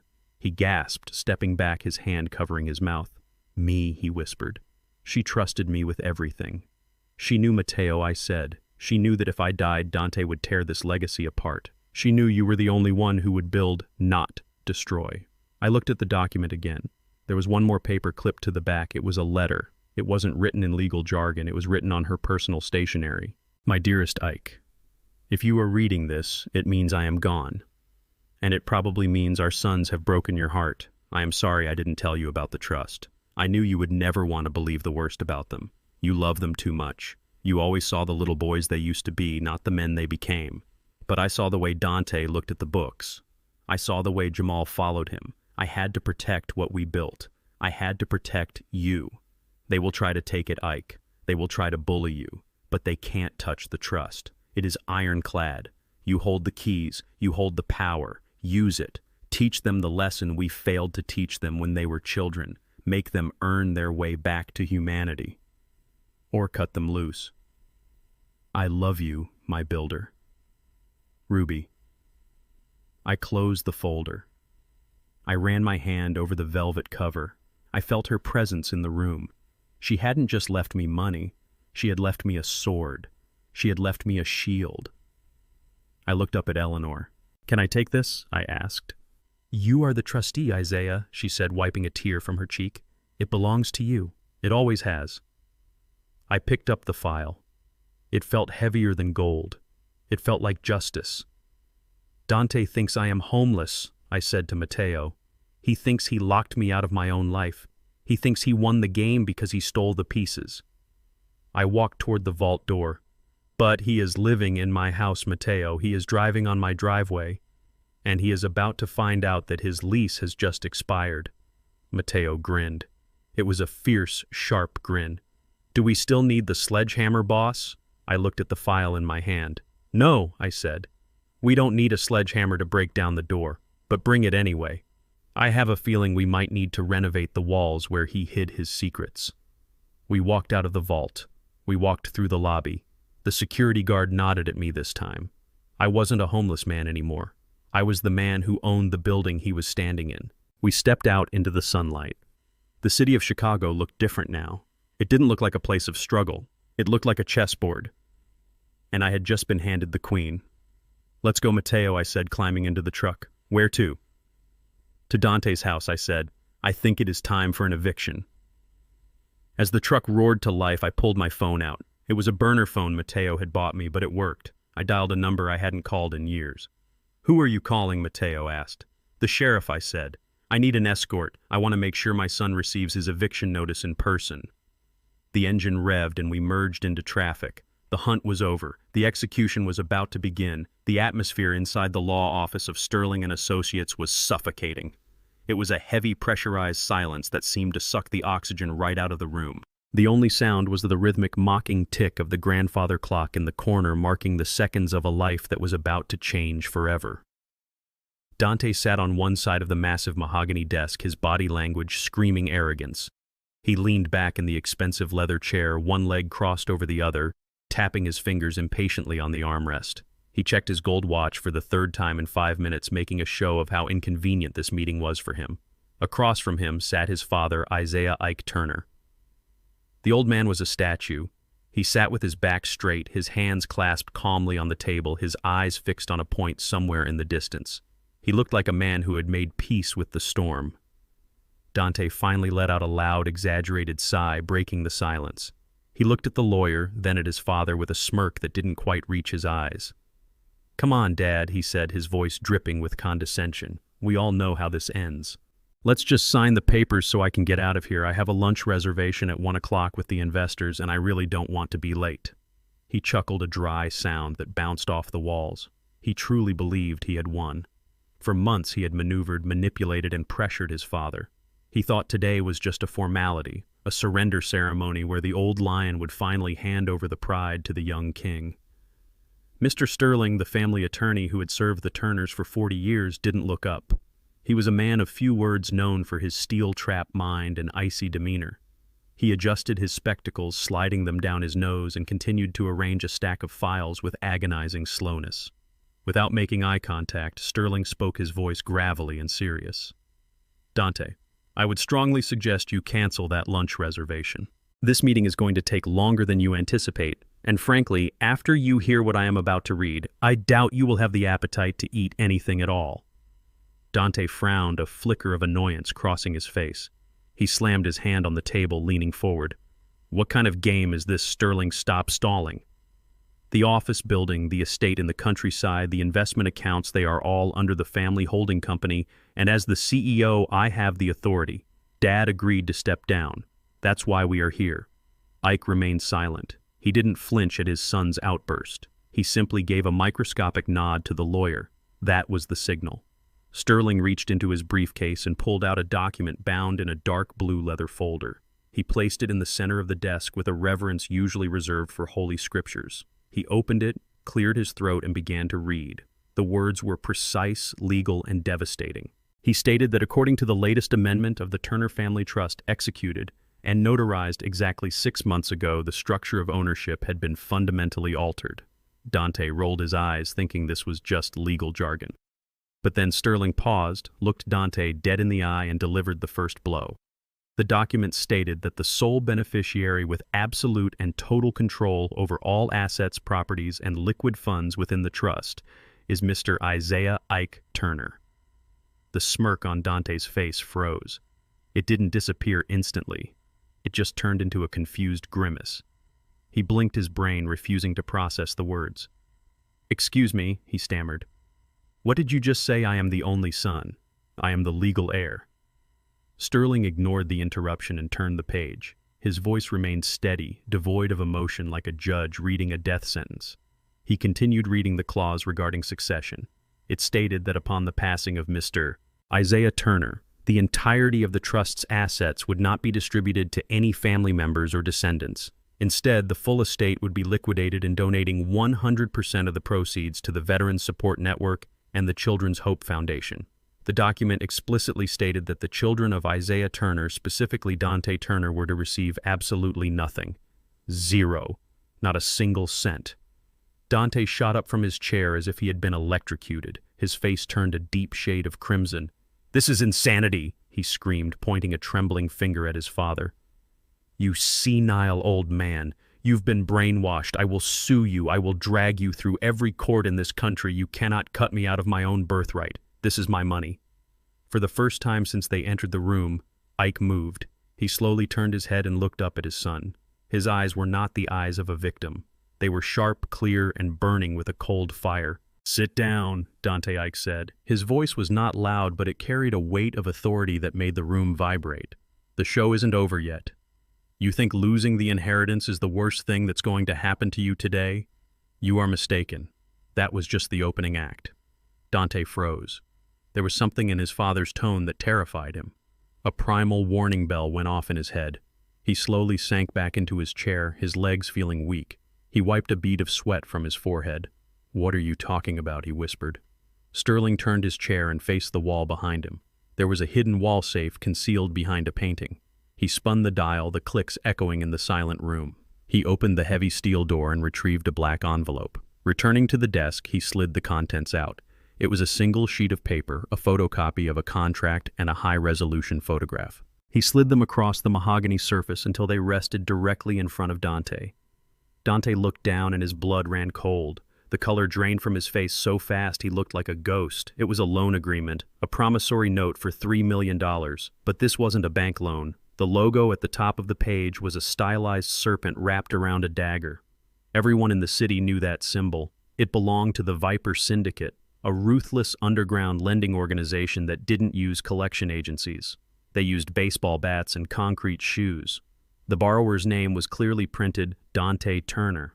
The collateral listed for the loan was the Turner Tower, the 40-story office building that was the jewel of the family empire.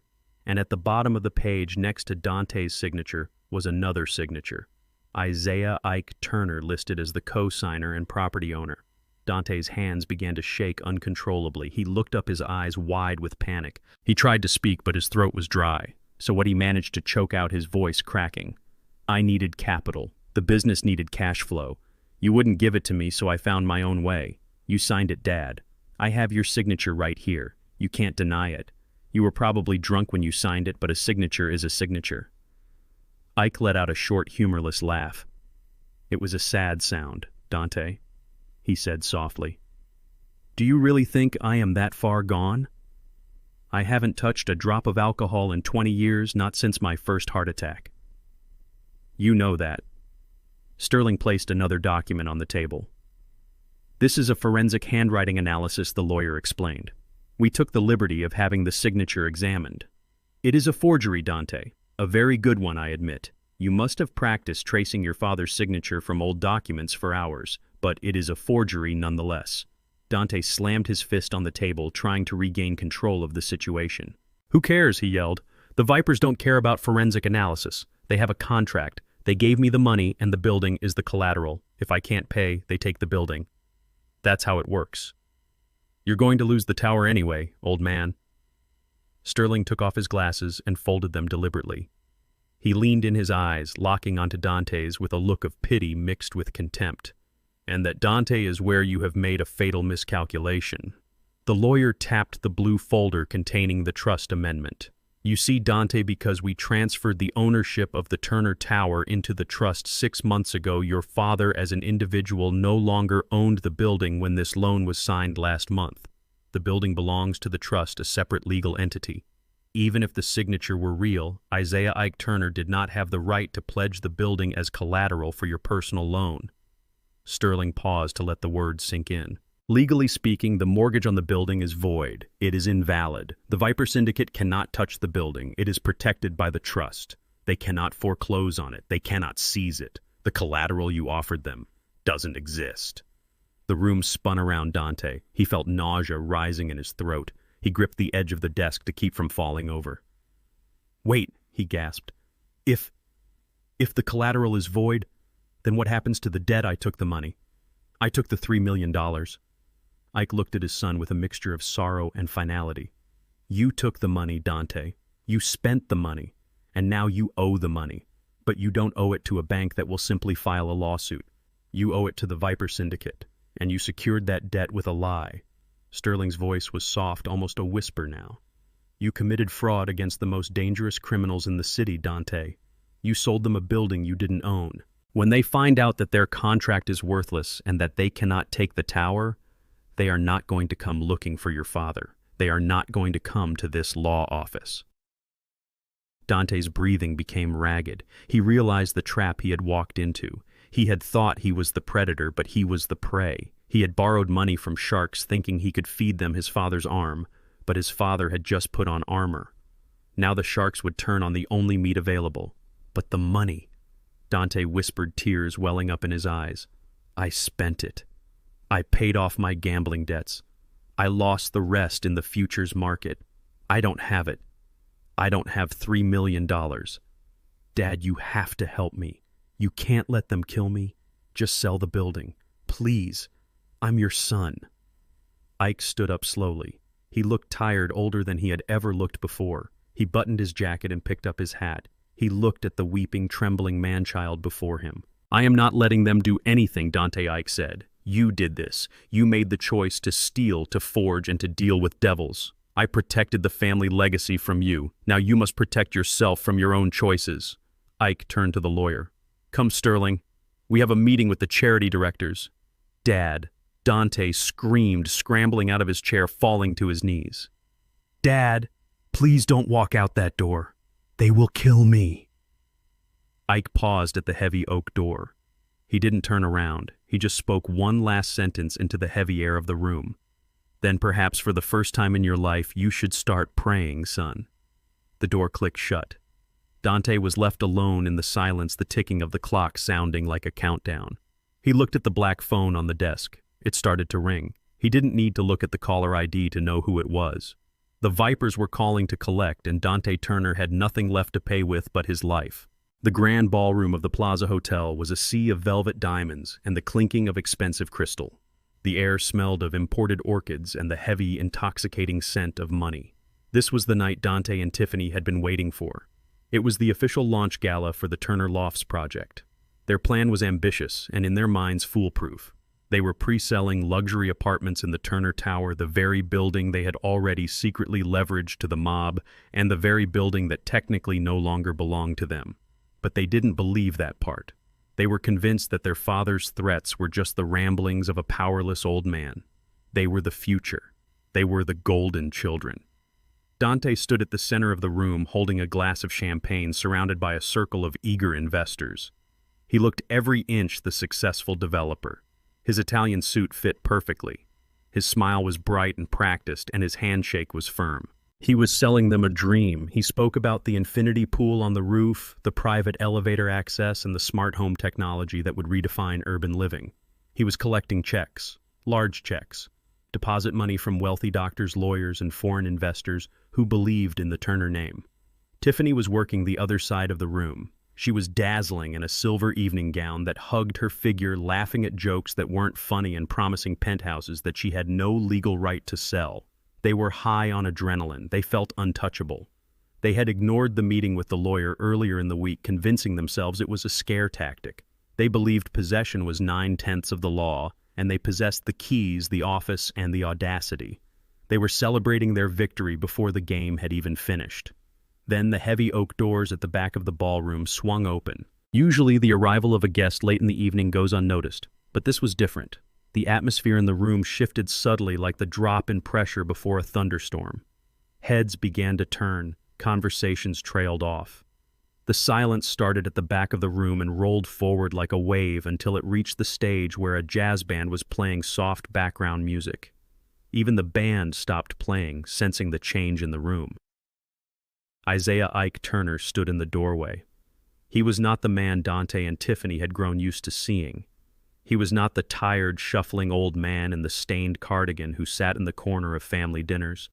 He was not the invisible father they had learned to look through. Tonight, Ike was a king returning to his court. He was wearing a tuxedo that was clearly decades old, but it was cut from the finest black wool and fit him with a military precision. His white shirt was crisp and starched.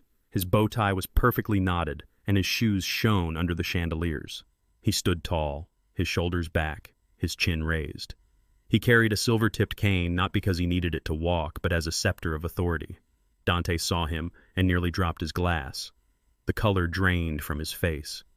He exchanged a panicked look with Tiffany across the room. She looked furious. Her eyes narrowed into slits as she made a beeline for her brother. She whispered aggressively into his ear, asking what is he doing here, and telling Dante to get rid of him immediately because he was going to embarrass them. She hissed that he looked like a relic from a museum and that he was going to ruin the aesthetic of their modern launch. Tiffany signaled frantically to the head of security, a large man named Bruno, who was standing near the exit. She pointed at her father with a manicured finger and made a cutting motion across her throat. Bruno nodded and began to move toward Ike. But something remarkable happened. As Ike walked into the room, he didn't look like someone who could be escorted out. He walked with a slow, deliberate rhythm. People instinctively parted to let him through. He nodded politely to old business associates he hadn't seen in years. Men who had forgotten him, or who thought he was retired or senile, suddenly straightened up and buttoned their jackets as he passed. They recognized the energy. It was the energy of the man who had built half the skyline of the city before Dante was even born. Bruno, the security guard, intercepted Ike halfway to the stage. He put a heavy hand on Ike's shoulder and leaned in to whisper a threat. But before he could speak, Ike stopped. He didn't look at Bruno. He simply placed his hand over the guard's hand, gripping it with a strength that shocked the younger man, and removed it from his shoulder. Ike looked Bruno in the eye, not with anger but with a calm, terrifying intensity. He told the guard quietly that he was employed by Turner Enterprises, and that if he valued his paycheck, he would step aside and let the owner of the company pass. The authority in his voice was absolute. Bruno hesitated, looked at Dante for help, and then stepped back. He knew a boss when he saw one. Dante saw his security line fail and panic began to set in. He forced a smile to the investors surrounding him, muttering an apology about a family matter, and rushed to intercept his father. He met Ike near the foot of the stage. Dante hissed through his teeth, demanding to know what this charade was about and ordering his father to go home before he made a scene. He threatened to have the police drag him out if he didn't leave voluntarily. Ike looked at his son with an expression that was almost pitying.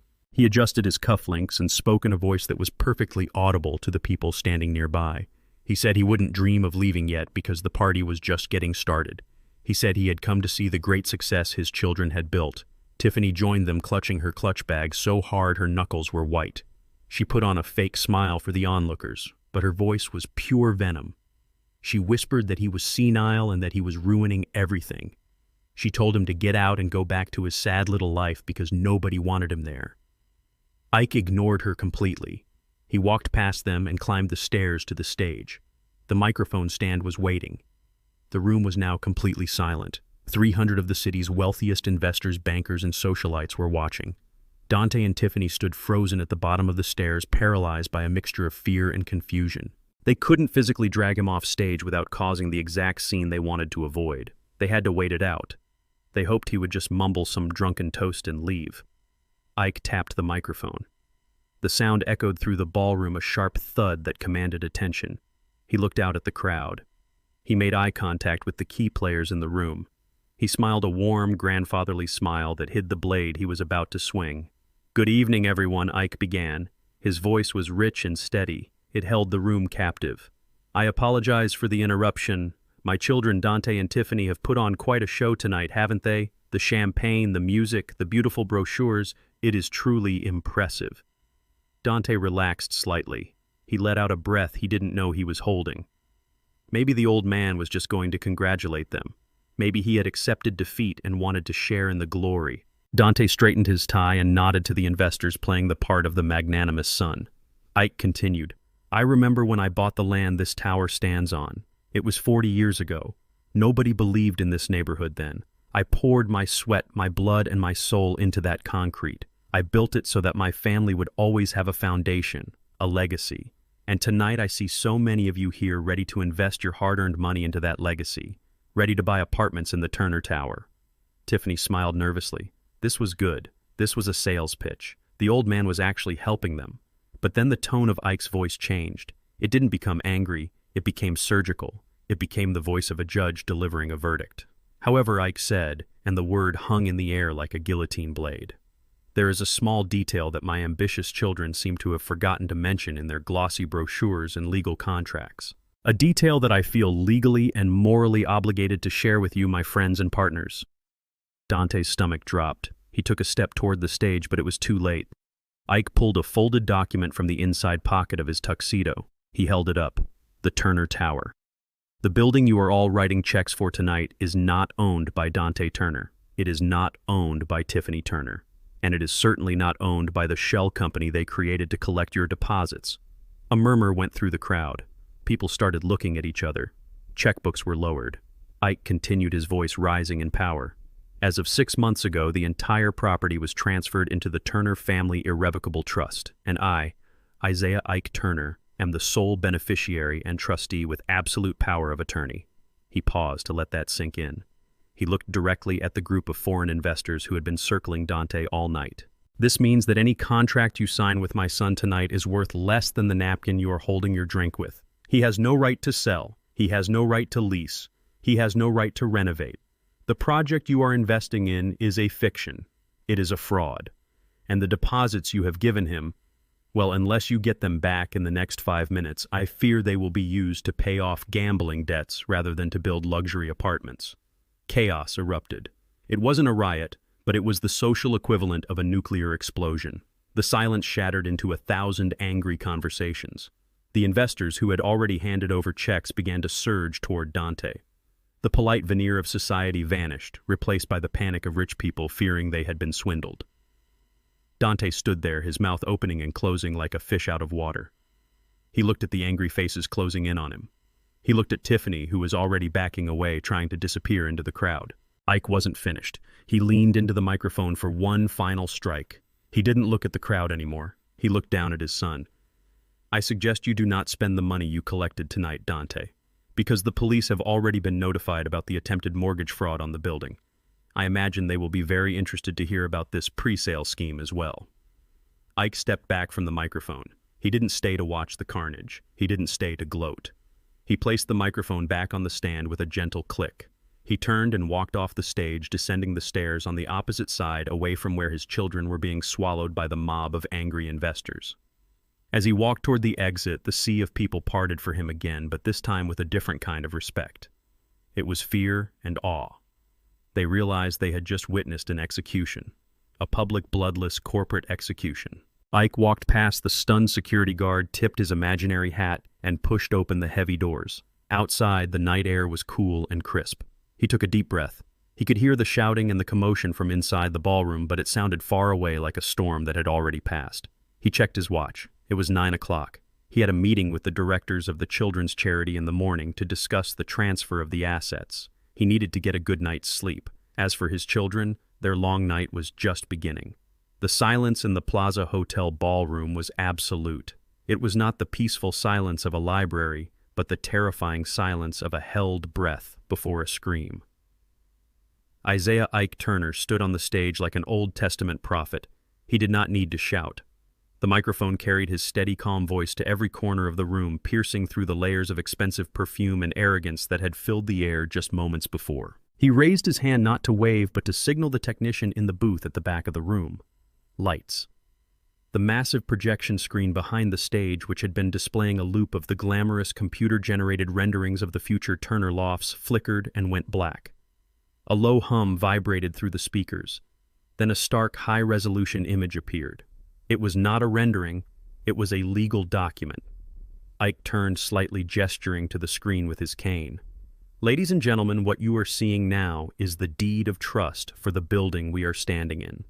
If you look at the highlighted section dated 6 months ago, you will see that the title is held irrevocably by the Turner Family Trust. And below that, in the section regarding the sale or modification of assets, there is a clause. Ike paused, letting the investors read the words that were zoomed in on the screen. It says that this property cannot be sold, mortgaged, or structurally altered without the unanimous consent of the Board of Trustees, and currently the board consists of one person. Me. Dante felt his knees buckle. He grabbed the edge of a banquet table to support himself. The champagne glass in his hand shattered, cutting his palm, but he didn't feel the pain. He only felt the cold, suffocating grip of panic. He looked at the investors. Their faces had changed from confusion to realization and then to anger. They were looking at their checkbooks, then at Dante, then back at the screen. Tiffany tried to salvage the situation. She rushed toward the stage, her silver dress shimmering, her face twisted in a desperate smile. She grabbed a handheld microphone from a stunned waiter. "Please, everyone," she shrilled, her voice cracking. "My father is confused. These are old documents. We have power of attorney. This is just a senile episode. We will clear this up in the morning. Please enjoy the dessert." Ike didn't even look at her. He simply spoke over her, his voice deeper and more resonant. "There is no confusion, Tiffany, and there is no power of attorney. But fraud is a civil matter. What I am about to show you next moves us into a different territory entirely." Ike nodded to the booth again. The image on the screen changed. This time, it was a video file. The quality was grainy, shot in black and white night vision. It was security footage. The timestamp in the corner read 2:14 a.m. 3 weeks prior. The location was clearly recognizable to anyone who worked in the building.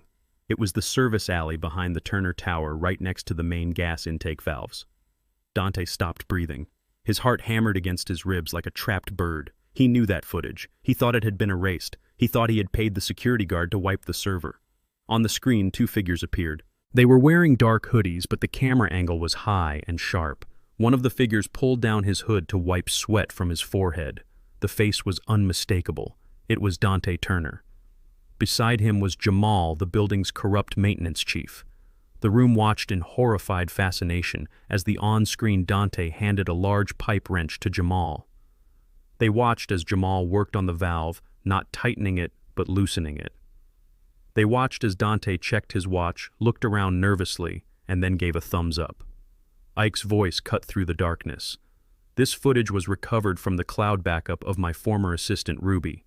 You fired her, Dante, because you thought she was just an old woman who didn't understand technology. You didn't know that she backed up the security logs every night automatically. You thought you were causing a minor leak, a maintenance emergency that would force the existing tenants to evacuate so you could start your renovations early." The video continued. A sudden burst of steam or gas erupted from the valve. The 2 figures on the screen scrambled back, laughing as they ran toward the exit. Ike turned back to the crowd. That leak caused an explosion in the basement 2 hours later. 3 firefighters were injured. The structural integrity of the foundation was compromised. You told the insurance company it was an accident due to old pipes. You claimed $3 million in damages. Ike paused, looking directly at his son. "That is not just insurance fraud, Dante. That is arson. That is reckless endangerment. That is a felony." The reaction in the ballroom was instantaneous and violent. It was chaos. The veneer of civilization cracked. A wealthy banker near the front threw his glass on the floor. "You criminal," he shouted at Dante. "I gave you a deposit check for $500,000 this morning," Tiffany screamed. She dropped the microphone and covered her ears as the accusations began to fly from every direction. She looked at Dante with pure hatred. "You said you took care of it!" She shrieked, her voice piercing the din. "You said there were no cameras in the alley." Dante couldn't move. He was paralyzed. He watched the investors pulling out their phones. Some were calling their lawyers to stop payments. Others were calling the police. He saw the flash of cameras. He was ruined. His reputation was incinerated. Prison was inevitable. But then Dante saw something that made the prospect of prison seem like a vacation. In the back of the room, near the shadows of the exit, sat a table of 4 men. They were not shouting. They were not on their phones. They were perfectly still. They were dressed in dark, expensive suits that didn't quite fit the style of the other guests. In the center of them sat Mr. Russo. Russo was the representative of the Viper Syndicate. He was the man who had approved the $3 million loan based on the collateral of the building. Dante locked eyes with Russo. Russo didn't look angry. He looked disappointed. He looked at the screen, which proved the building was never Dante's to give. Then he looked at the video, which proved Dante had damaged the very asset he had pledged. Russo slowly picked up a linen napkin, dabbed the corner of his mouth, and placed it on the table. He stood up. His 3 associates stood up with him. They didn't move toward Dante. They didn't make a scene. They simply turned and walked out of the ballroom, moving with the lethal grace of predators who had decided that the hunt was over and it was time for the slaughter. Dante knew what that exit meant. They weren't leaving to go home. They were leaving to wait outside. They were leaving to prepare. The police would arrest him, yes, but if he made bail, if he walked out of that precinct, the Vipers would be waiting. For the first time in his life, Dante Turner wanted the police to come. He wanted handcuffs, he wanted a cell, he wanted steel bars between him and the mistake he had made. On stage, Ike watched the color drain from his son's face. He saw the direction of Dante's gaze. He knew exactly who was sitting at that back table. He had done his research. He knew about the loan. He knew about the Vipers. Ike felt a pang of sorrow deep in his chest. It was the grief of a father watching his child step off a cliff after ignoring a lifetime of warnings. But he did not look away. He did not step in to save him. The time for saving was over. This was the time for consequences. Ike leaned into the microphone one last time. "The party is over," he said softly. He placed the microphone down. He signaled to the projectionist to cut the feed. The screen went dark, plunging the room into a gloom that matched the mood. Ike walked down the stairs. The investors parted for him, looking at him with a mixture of fear and awe. He was the only thing standing in that room that felt real. He walked past Tiffany, who was now sobbing on the floor, her dress ruined, her makeup streaked. He walked past Dante, who was staring blankly at the door where the Vipers had exited, shivering as if he were freezing to death. Ike didn't stop. He walked straight to the main doors of the ballroom. He pushed them open and stepped out into the lobby. The air in the lobby was cool and quiet. The chaos of the ballroom was muffled behind the heavy doors. Ike took a deep breath. He felt lighter. The burden of the secret, the burden of the deception was gone. He had burned the corruption out of his family. It had been painful, it had been brutal, but it was clean. He reached into his pocket and pulled out his old flip phone. He dialed a number. "Hello, Ruby." Ike said, his voice warm. "Yes, Mr. Turner," the voice on the other end answered. "It's done," Ike said. "You can send the files to the district attorney now." There was a pause on the line. "Are you sure, Ike?" "Once I send them, there is no going back. They will go to prison." Ike looked back at the closed doors of the ballroom. He thought of the disrespect. He thought of the greed. He thought of the gas explosion that could have killed innocent people. "I'm sure, Ruby," he said. "They made their bed. Now they have to sleep in it." He hung up the phone and walked out of the hotel, stepping into the night. He didn't know what the future held for the Turner name. But he knew one thing. Tonight he would sleep soundly. And tomorrow he would start rebuilding. Not a building of glass and steel, but a foundation of honor that had been neglected for far too long. The heavy brass doors of the Plaza Hotel swung shut with a finality that felt like the closing of a tomb. Dante stumbled out onto the sidewalk, the cold night air hitting his sweat-drenched face like a physical slap. The noise of the ballroom, the angry shouts of the investors, and the shattering of his reputation were muffled behind the thick glass, replaced by the indifferent roar of city traffic. He loosened his tie, gasping for air, his chest heaving as if he had just run a marathon. Beside him, Tiffany was already typing furiously on her phone, her heels clicking aggressively on the pavement as she paced back and forth, muttering curses under her breath. Dante leaned against a stone pillar, trying to steady his shaking legs. He looked left then right, scanning the street for a taxi, for a police car, for anything that could take him away from this nightmare. But the street directly in front of the hotel entrance was strangely empty of cabs. There was only a line of 3 black SUVs parked at the curb, their engines idling with a low, menacing rumble. The windows were tinted so dark they looked like slabs of obsidian. Dante's heart stopped. He knew those cars. He knew the license plate of the lead vehicle. The rear door of the middle SUV opened slowly. Mr. Russo stepped out. He didn't look like a monster. He looked like a grandfather on his way to the opera, dressed in a cashmere coat and a silk scarf. But Dante knew better. He knew that Russo was a man who viewed human life as a line item on a balance sheet, and Dante was currently deep in the red. Russo didn't shout. He didn't run. He simply stood by the open door of the car and lit a cigarette, the flame of the lighter illuminating the hard lines of his face for a brief second. He exhaled a plume of smoke into the chilly air and looked at Dante with eyes that were completely void of empathy. Dante Russo said, his voice soft but carrying clearly over the wind. "We were just talking about you. My associates and I were very impressed with the presentation inside. The graphics were excellent. The vision was bold." Dante tried to speak, but his voice was a squeak. "Mr. Russo, I can explain. My father, he's confused. The paperwork it's a misunderstanding." Russo held up a hand, silencing him instantly. "Please, Dante, don't insult me. We saw the documents. We saw the video. You sold us a dream, but you put up a ghost as collateral. You mortgaged a building you didn't own. In my world, we have a word for that. We call it theft." Dante took a step back, but two large men had silently stepped out of the other vehicles, blocking his retreat. He was trapped between the hotel wall and the street. Russo took a slow step forward, crushing his cigarette under his expensive leather shoe. "We don't care about family trust, Dante. We don't care about probate courts or lawyers. We gave you $3 million cash. You spent it. Now, since the building is off the table, we need to discuss alternative payment methods. And since you don't have the money, we are going to have to take it out of your hide. Get in the car." It was at this moment that Tiffany, who had been frantically trying to book an Uber, realized the gravity of the situation. She looked at the menacing men, then at her brother, who was pale and trembling. Survival instinct, sharp and cruel, kicked in. She snapped her phone shut and stepped away from Dante, putting distance between them as if he were contagious. "I have nothing to do with this," she screamed, her voice shrill and piercing. "This is all him. He's the one who signed the papers. He's the one who dealt with you people. I didn't know anything about the loan." Dante looked at his sister in disbelief. "Tiffany, what are you doing?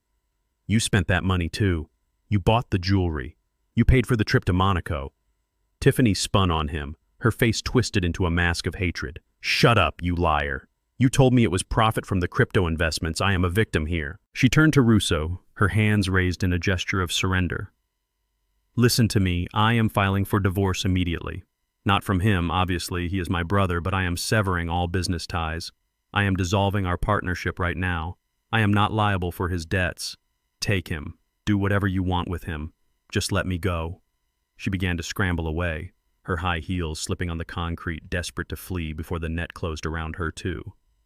She was willing to feed her own brother to the wolves to save her designer dress from getting splattered. "Going somewhere, Tiffany." The voice came from the shadows of the hotel entrance. Isaiah Ike Turner stepped out into the light. He had been watching. He had seen the Vipers arrive. He had seen his son's terror, and he had heard his daughter's betrayal. Ike walked down the stairs, his cane tapping rhythmically on the stone. He stopped a few feet away from the group. He didn't look at the mobsters. He looked straight at his daughter. "Dad," Tiffany cried out, seeing a lifeline. Tell them I had nothing to do with the loan. I'm leaving. I'm done with Dante. I want my share of the family assets, and I want out. I am going to sue for a partition of the estate. I want what is mine." Ike let out a dry, hollow laugh. It was the sound of a judge who had heard enough lies for one lifetime. "You want to split the assets?"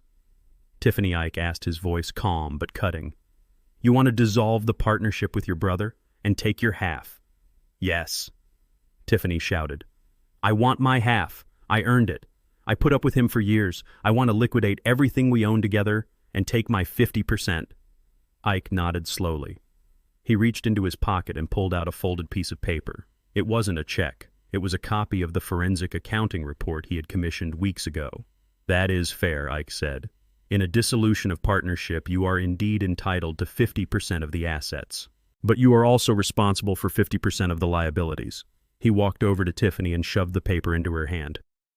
"I have reviewed the books of your joint company, Dante and Tiffany Enterprises," Ike continued. "You have no assets. The office furniture is leased. The cars are leased. The company accounts are overdrawn by $40,000. The only significant thing on your balance sheet is a joint liability." Ike pointed a finger at Russo, who was watching the family drama with a look of amusement. "The only thing you two own together is that $3 million debt to Mr. Russo." Ike said, his voice dropping to a whisper that sounded like a death knell.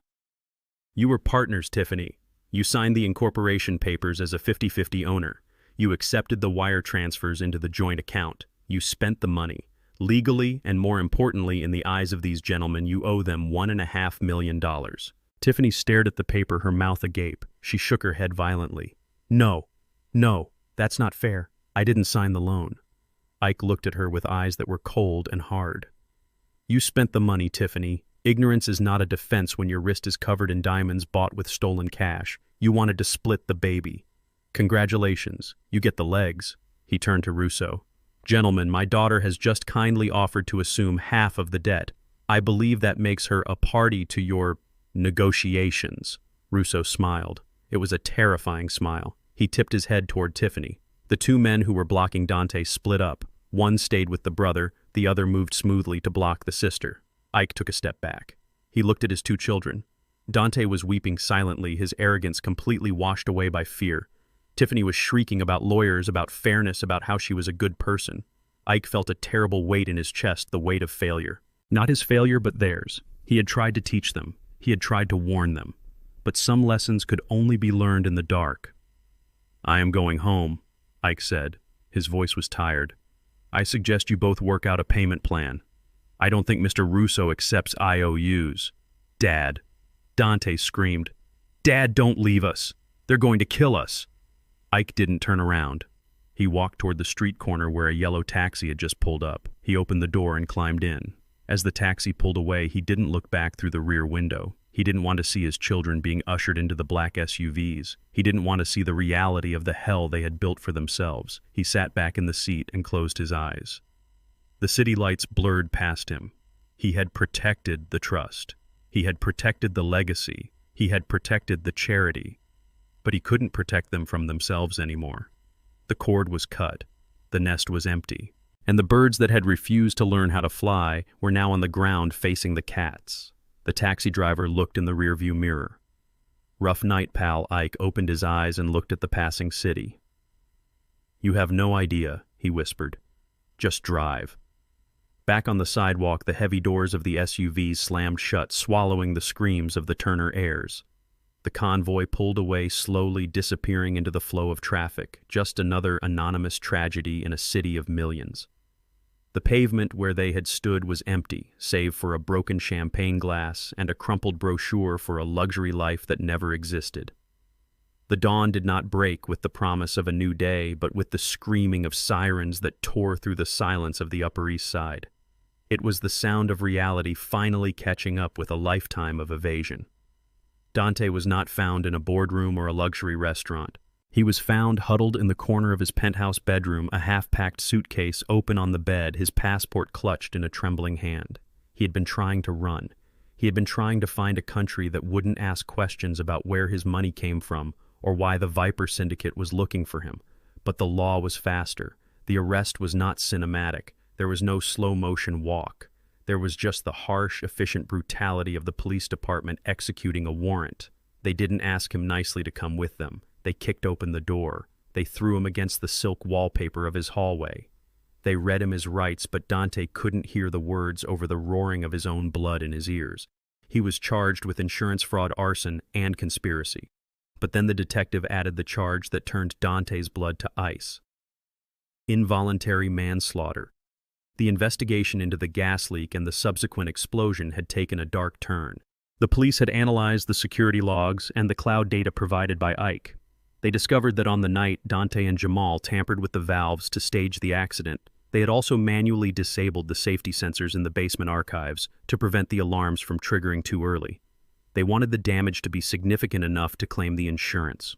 What they didn't know, or perhaps what they didn't care to check, was that Ruby, the 70-year-old archivist who had served the company for 3 decades, was working late in the records room. When the gas filled the basement, the sensors didn't go off. Ruby didn't smell it until it was too late. She had collapsed from asphyxiation before the explosion even happened. Her death had been ruled a heart attack, initially a tragic coincidence, but the new evidence proved it was a direct result of the sabotage. Dante hadn't just broken a pipe, he had taken a life. He had killed the woman who used to give him candy when he visited the office as a child. The news cycle was ruthless. The golden boy of real estate was plastered on every screen, looking disheveled and terrified in handcuffs. The narrative shifted instantly. He was no longer a savvy businessman. He was a monster who sacrificed a loyal employee for an insurance payout. 3 days later, Ike walked into the visitation room of the Metropolitan Detention Center. The air inside smelled of industrial bleach and stale sweat. It was a place designed to strip a man of his dignity, to remind him that he was nothing but a number in a cage. Ike wore his best suit, a charcoal gray wool that he used to wear to board meetings. He wasn't there to negotiate business. He was there to say goodbye. He sat on the metal stool on one side of the thick, scratched plexiglass. On the other side, the door buzzed open, and a guard escorted Dante in. The transformation was shocking. In just 72 hours, Dante had aged 10 years. His hair was greasy and unkempt. His eyes were red-rimmed and sunken, darting around the room with the paranoia of a hunted animal. He wore an orange jumpsuit that hung loosely on his frame, a stark contrast to the tailored Italian suits he used to wear like armor. When he saw his father, he didn't look angry. He looked like a child who had woken up from a nightmare and needed his parents to turn on the light. Dante threw himself at the glass, his hands slapping against the barrier. "Dad," he choked out, his voice cracking. "Oh God, Dad, you came. You have to get me out of here. It's a mistake. It's all a mistake." Jamal lied. "I didn't know Ruby was down there. I swear I didn't know." Ike sat perfectly still. He placed his hands on the counter, his fingers interlaced. He looked at his son with a deep, aching sadness. It was the look of a gardener who realizes the tree he planted has rotted from the inside and cannot be saved. Dante continued to babble, tears streaming down his face. "The bail hearing is tomorrow. The judge set it at $5 million because I'm a flight risk. You have the money in the trust. I know you do. You have to post bail. Please, Dad, I can't survive in here. The other inmates. They know who I am. They know I have money. I won't last a week." Ike remained silent, letting the desperation pour out of his son. He listened to the excuses, the begging, the bargaining. He waited until Dante ran out of breath, until the silence between them was heavy enough to hold the truth. "Dante," Ike said softly. His voice was not loud, but it cut through the noise of the jail like a razor. "I am not going to post your bail." Dante froze. His mouth fell open. "What? But you're my father. You can't leave me in here. This is prison, Dad. This isn't a timeout." Ike leaned forward, his eyes locking onto Dante's.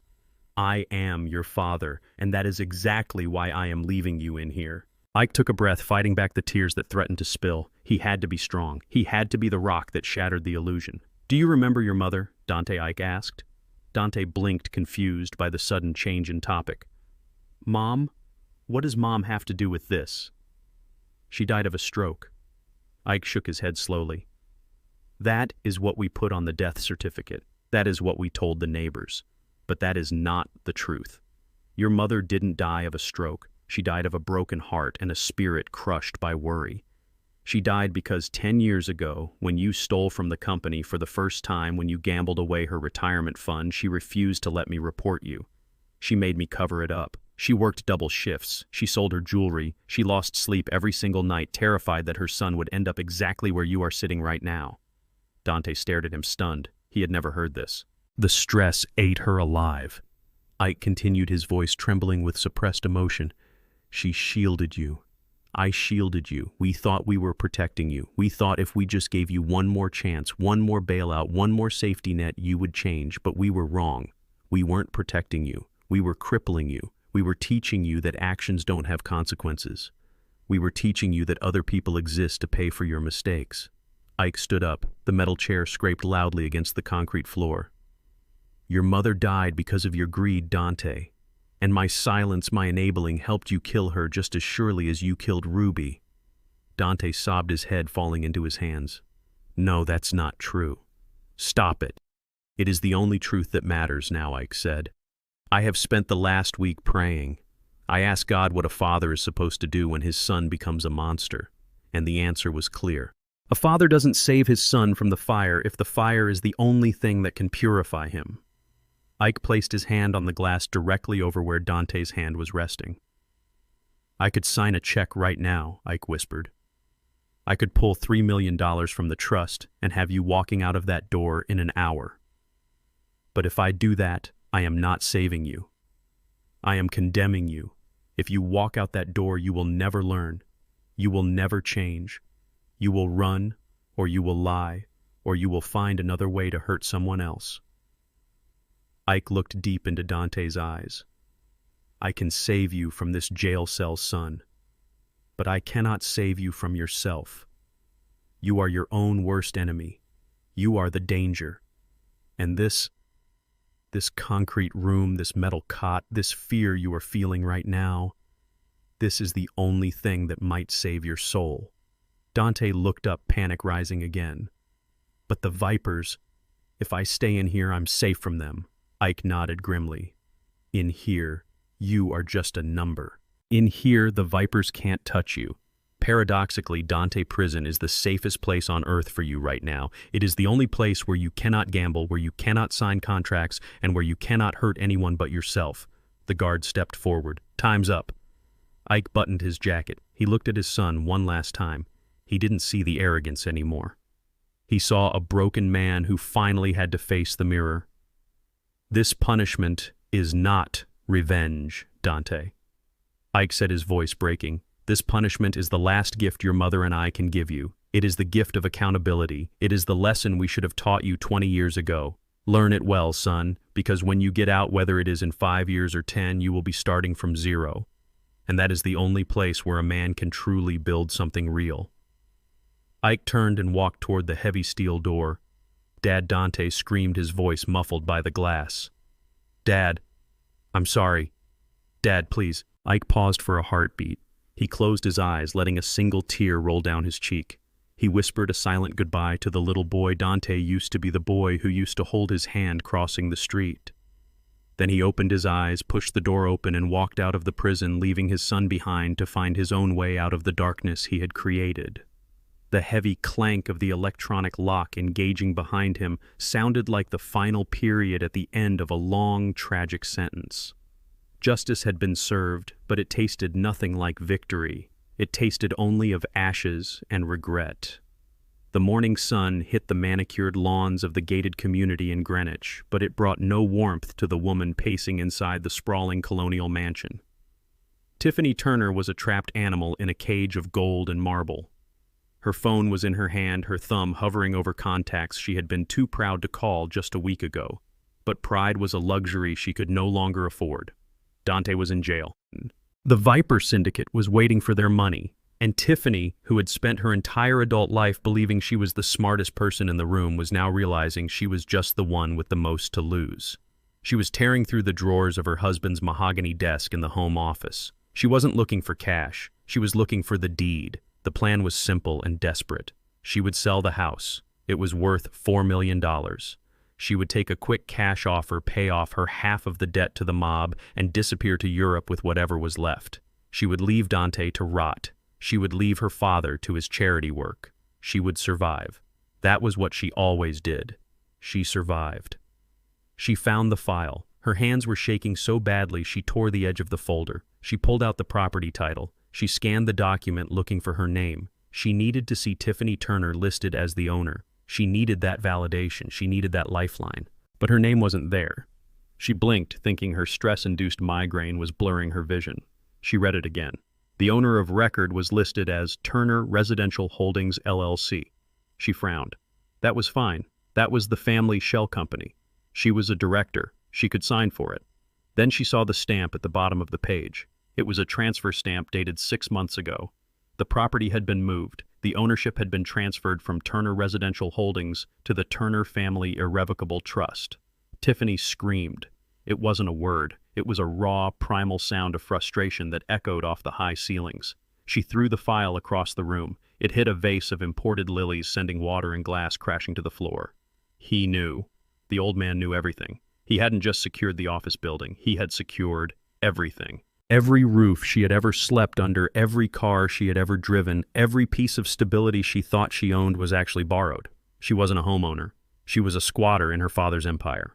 Before she could process the full extent of the disaster, a heavy pounding on the front door shook the house. Tiffany froze. Her first thought was the Vipers. Had they come to collect already? She looked at the security monitor. It wasn't the black SUVs. It was a white van and a police cruiser. She ran to the door, flinging it open. A sheriff's deputy stood there holding a clipboard. Behind him were 4 men in blue coveralls looking bored and efficient. "Mrs. Tiffany Turner," the deputy asked, touching the brim of his hat. "Yes," she snapped. "What is this? I didn't call the police. We are here to execute an order of eviction," the deputy said, handing her a thick packet of papers. "You have been served with a notice to vacate the premises immediately. The owner of the property has requested possession." Tiffany laughed. It was a hysterical, high-pitched sound. "Eviction. You must be joking. This is my house. I have lived here for 8 years. You can't evict me. I have rights." The deputy didn't blink. "According to the title search and the court order obtained this morning, you are a tenant at will with no lease agreement. The owner, the Turner Family Trust, has terminated your residency effective immediately due to unauthorized use of the property as collateral for illegal activities." Tiffany felt the blood drain from her face. She tried to slam the door, but the deputy put a heavy boot in the frame. "Ma'am, please don't make this difficult," he said. "These gentlemen are here to remove your personal effects to the curb. You have 10 minutes to gather your essentials before they start clearing the rooms." "No," Tiffany shrieked. "Get away from my house. I will sue you. I will sue the department." She turned and ran back into the foyer as if hiding in the kitchen would make them go away. But the movers were already marching in their boots, muddying the pristine white carpet. They started picking up the expensive vases, the paintings, the chairs. They moved with a terrifying speed, dismantling her life piece by piece. Tiffany stood in the middle of her living room watching her world dissolve. This was exactly what she had planned to do to her father. She remembered the conversation with Dante a year ago. She remembered laughing as they planned to move Ike into the basement or a cheap nursing home so they could sell his estate. She remembered saying that old people don't need so much space. Now the universe was holding up a mirror and the reflection was hideous. She ran out the front door, desperate to find someone to blame, someone to scream at. And there he was. Isaiah Ike Turner was standing on the sidewalk near the mailbox. He was wearing his old trench coat and leaning on his cane. He wasn't smiling. He wasn't gloating. He was watching the movers carry out a velvet sofa with the same expression one might use to watch a controlled demolition. "You!" Tiffany screamed, sprinting down the driveway in her bare feet. "You did this, you evil, vindictive old man!" She stopped a few feet from him, her chest heaving. Her hair was wild, her makeup smeared. She looked nothing like the socialite who had sneered at him at the party. She looked broken. "How could you?" she sobbed. "This is my home, Dad. This is where I live. You are throwing me on the street like a dog." Ike looked at her calmly. "You are not a dog, Tiffany. A dog is loyal. A dog loves the hand that feeds it. You are something else entirely. And this is not your home. It never was. It was a privilege I extended to you, a privilege you abused when you tried to sell it to pay off a gambling debt. I didn't try to sell it." Tiffany lied, desperate. Ike held up a hand. "Don't lie to me. Not anymore. I spoke to the real estate agent you called this morning. I know everything." Tiffany fell to her knees on the pavement. The neighbors were coming out of their houses now. They were watching. The shame was burning her skin like acid. She looked around, seeing the faces of the people she used to look down on. She saw their judgment. She needed a weapon. She needed a shield. Then she thought of him. Her son, Leo. She looked up at Ike, tears streaming down her face, her voice taking on a new manipulative edge. "You are a monster," she hissed. "You don't care about me, fine. But what about Leo? He is your grandson. He is innocent. Are you going to throw a 7-year-old boy onto the street? Are you going to let your own flesh and blood starve?" She stood up, pointing a finger at Ike's chest. "You are cruel. You are heartless. You are the grandfather of my child. How can you sleep at night knowing you made your grandson homeless?" The movers paused. The neighbors whispered. It was a powerful accusation. It was the ultimate guilt trip. Ike didn't flinch. He didn't look away. He stepped closer to his daughter, his eyes hard as flint. "I have already spoken to the headmaster of Leo's boarding school," Ike said, his voice carrying clearly in the morning air. "The trust has paid his tuition in full for the next 12 years. His room and board are covered. His clothing allowance is established. He will not spend a single night on the street." Tiffany stared at him, her mouth opening and closing. Ike continued, his voice dropping to a dangerous growl. "I love that boy. And that is exactly why I am removing him from your influence. He will be safe at school. He will be safe from the chaos you bring from the criminals you associate with and from the toxic values you try to teach him." Ike leaned in his face inches from hers. "My grandchild is taken care of, Tiffany. He has a future. But you are not a child. You are a 40-year-old woman who has never worked a real day in her life. You are on your own. Tiffany grabbed his arm. But I have no money. The accounts are frozen. Where will I go? What will I eat? Ike gently removed her hand from his arm as if brushing off a piece of lint. There is a hiring sign at the diner down on 4th Street, Ike said. They are looking for waitresses. Minimum wage is $15 an hour. It is honest work. It is hard work. It is the kind of work your mother did to put food on the table when we were starting out. He turned to walk away. Dad, Tiffany screamed, falling back to the ground. You can't leave me like this. I'm your daughter. Ike paused. He looked back over his shoulder. The movers were bringing out her collection of designer handbags. I am not leaving you, Tiffany, Ike said softly. I am finally letting you go. I am letting you experience the one thing you have avoided your entire life. Reality. He walked to his car, got in, and drove away. He didn't look in the rearview mirror. He knew what he would see. He would see a woman sitting on a pile of expensive possessions that meant nothing, finally understanding that the only thing she truly owned was her own choices. Tiffany sat on the cold pavement as the first drops of rain began to fall. The deputy walked over and handed her the eviction notice. Ma'am, he said gently, you need to move off the driveway. The truck needs to back up. Tiffany looked at the paper. Then she looked at the empty street where her father's car had disappeared. She realized then that the bank of Dad was closed. The emotional manipulation account was overdrawn. She was alone. And for the first time in her life, she was terrified not of losing her money, but of having to find herself. She stood up, her expensive dress soaked with rain and mud. She wiped her face. She looked at the hiring sign the deputy had mentioned in her mind's eye. $15 an hour. It wasn't enough to buy a Gucci bag, but maybe, just maybe, it was enough to buy back a shred of dignity. She turned and began to walk, leaving the mansion behind, stepping out of the fantasy and into the cold, hard, necessary rain. The crane lowered the massive brass letters TURNE and R from the facade of the 40-story building, placing them gently onto the flatbed truck waiting below. From his office window on the top floor, Isaiah Ike Turner watched the process with a sense of profound relief. For decades, that name on the skyline had been a source of pride, a symbol of the empire he had built from nothing.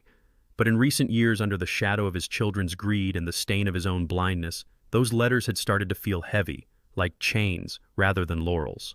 Now watching them come down was not an act of surrender. It was an act of liberation. The sale of the Turner Tower was the fastest real estate transaction in the city's history.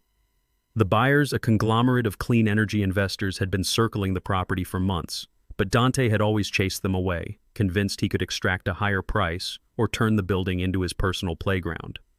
Ike didn't play games. He called the CEO, directly named a fair price, and set one non-negotiable condition. The deal had to be cash, and it had to close in 48 hours. The lawyers scrambled, the accountants panicked, but the ink was now dry. The wire transfer had hit the trust's account that morning. The building that had almost destroyed his family was gone, and in its place was a war chest of resources ready to do some actual good. Ike turned away from the window and looked at the man sitting uncomfortable on the edge of the leather sofa. Mateo looked out of place in the pristine office. He was wearing his mechanic's jumpsuit, his hands scrubbed clean but still bearing the permanent shadows of engine grease under the fingernails. He was twisting his baseball cap in his hands, looking at the floor. Mr. Turner, Mateo said, his voice nervous. Look, if this is about the company car, I swear I fixed the transmission just like you asked. I didn't mean to overcharge for the parts. Ike smiled, a genuine warmth reaching his eyes for the first time in weeks. He walked over to the minibar, poured 2 glasses of sparkling water, and handed one to the young mechanic. Mateo, Ike said gently, sitting in the armchair opposite him. You are not here because of a transmission, and you certainly didn't overcharge me. In fact, looking back at the invoices, you have been undercharging me for labor for 5 years. Mateo shrugged, embarrassed. You were good to me, Mr. Turner. You gave me business when my shop was about to go under. I don't forget things like that. Ike nodded slowly. And I don't forget when a man risks his own safety to tell a hard truth. When you came to me that night, when you showed me the cut brake lines on my sedan and told me it wasn't wear and tear, you saved my life. You knew that telling me would put you in the crosshairs of dangerous people. You knew my son would come after you if he found out. But you spoke up anyway. Mateo looked down at his boots. It was just the right thing to do, sir. I couldn't let you get in that car. Ike reached for a thick envelope on the coffee table and slid it across to Mateo. "Integrity is a rare currency these days, Mateo," Ike said. "My own flesh and blood didn't have it. My executives didn't have it. But you, a man who struggles to pay rent on a garage in the Bronx, you had it in spades." Mateo hesitated, then opened the envelope. He pulled out a stack of legal documents. He read the cover page and his eyes went wide. He looked up at Ike, his mouth opening and closing in shock. This says 10%, Mateo stammered. 10% of what? 10% of the new venture, Ike explained, leaning back. "With the proceeds from the sale of this building, the trust is launching a new organization today. It will be called the Ruby Turner Center. It is a foundation dedicated to providing legal aid, safe housing, and financial recovery services for elderly victims of financial abuse and domestic coercion. We are going to help people who are being bullied by their own families, just like I was." Ike pointed to the papers in Mateo's hand. "We are buying that old warehouse district down by the docks. We are going to renovate it into a sanctuary. Housing units, legal offices, a community garden. It is a massive construction project. I am too old to run a construction site, and I don't trust anyone in suits anymore. I need a project manager I can trust with my life." Mateo shook his head, tears welling up in his eyes. "Mr. Turner, I fix cars. I don't know anything about running a foundation. And 10%, that's millions of dollars. I can't accept this." Ike leaned forward, his voice firm. "You fix broken things, Mateo. That is exactly what we are going to do. We are going to fix broken lives. And as for the money, it is not a gift. It is an investment. I am investing in your character. I need a partner who understands that money is a tool, not a god. You are the only man I know who fits that description." Mateo wiped his eyes with the back of his hand. He looked at the contract, then at Ike. He didn't say thank you. The words seemed too small. He simply nodded a solemn promise, passing between two men who understood the weight of loyalty. "I won't let you down, Mr. Turner," Mateo whispered.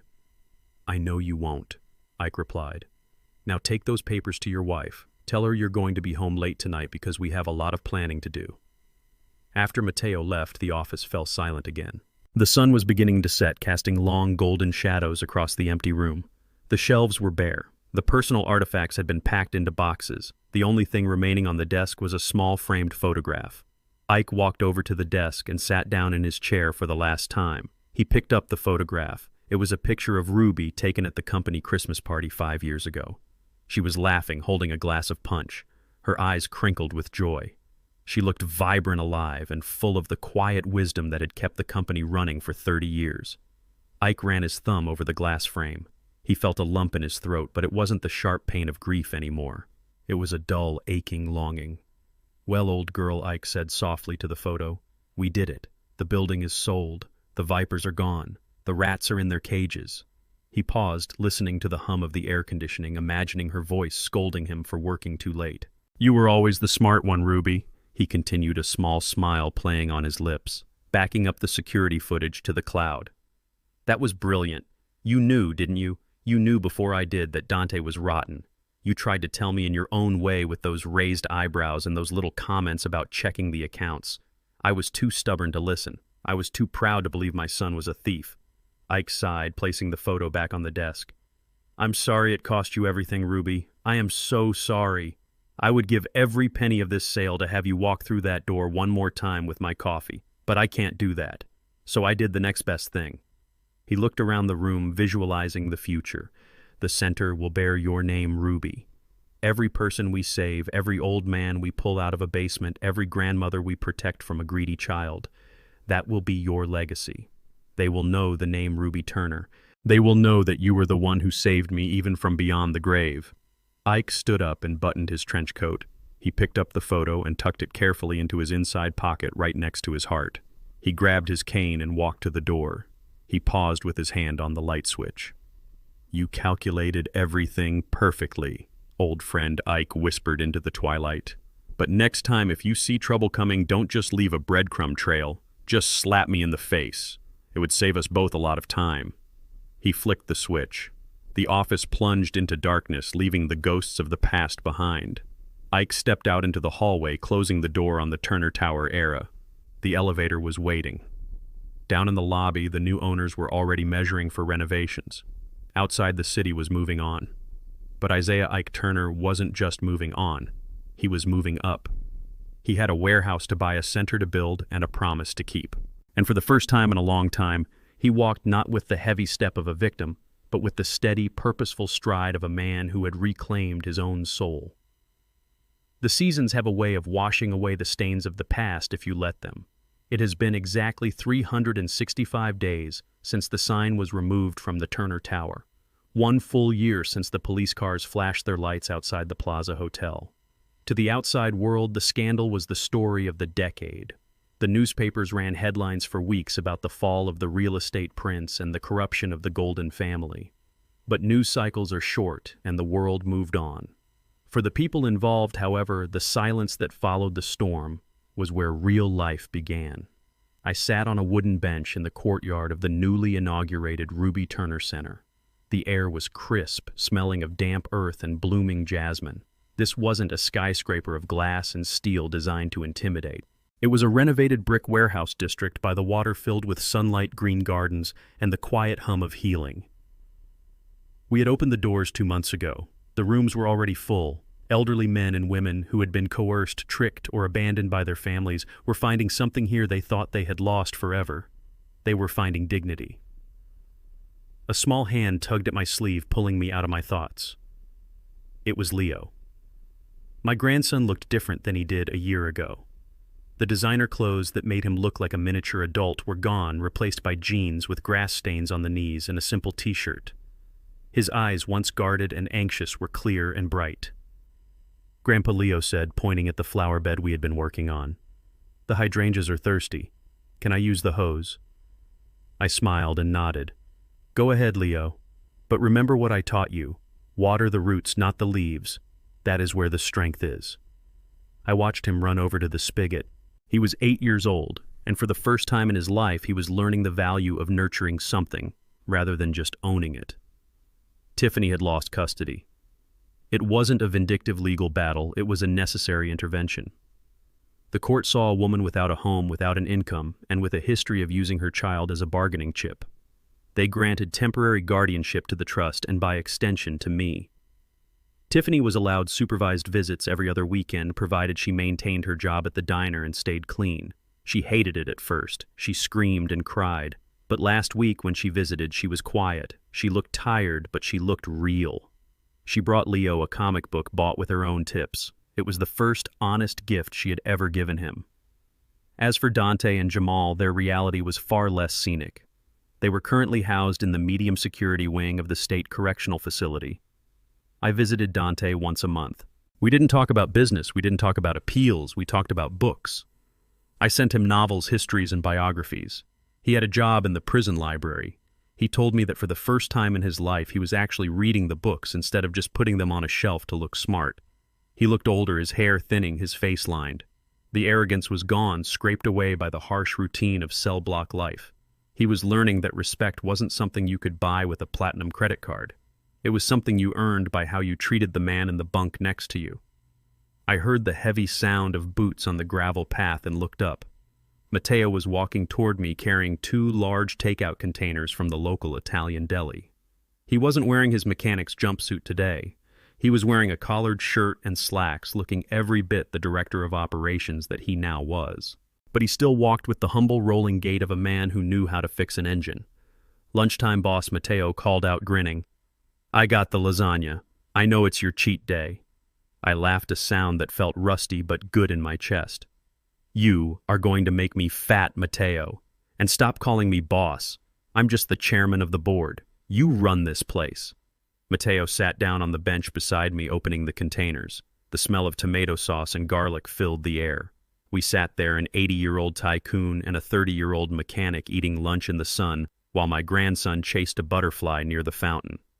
"You know, Mr. Turner," Matteo said between bites, "we got a letter today from that lady in Unit 4, Mrs. Higgins. She said her son tried to visit her yesterday to get her to sign some power of attorney papers."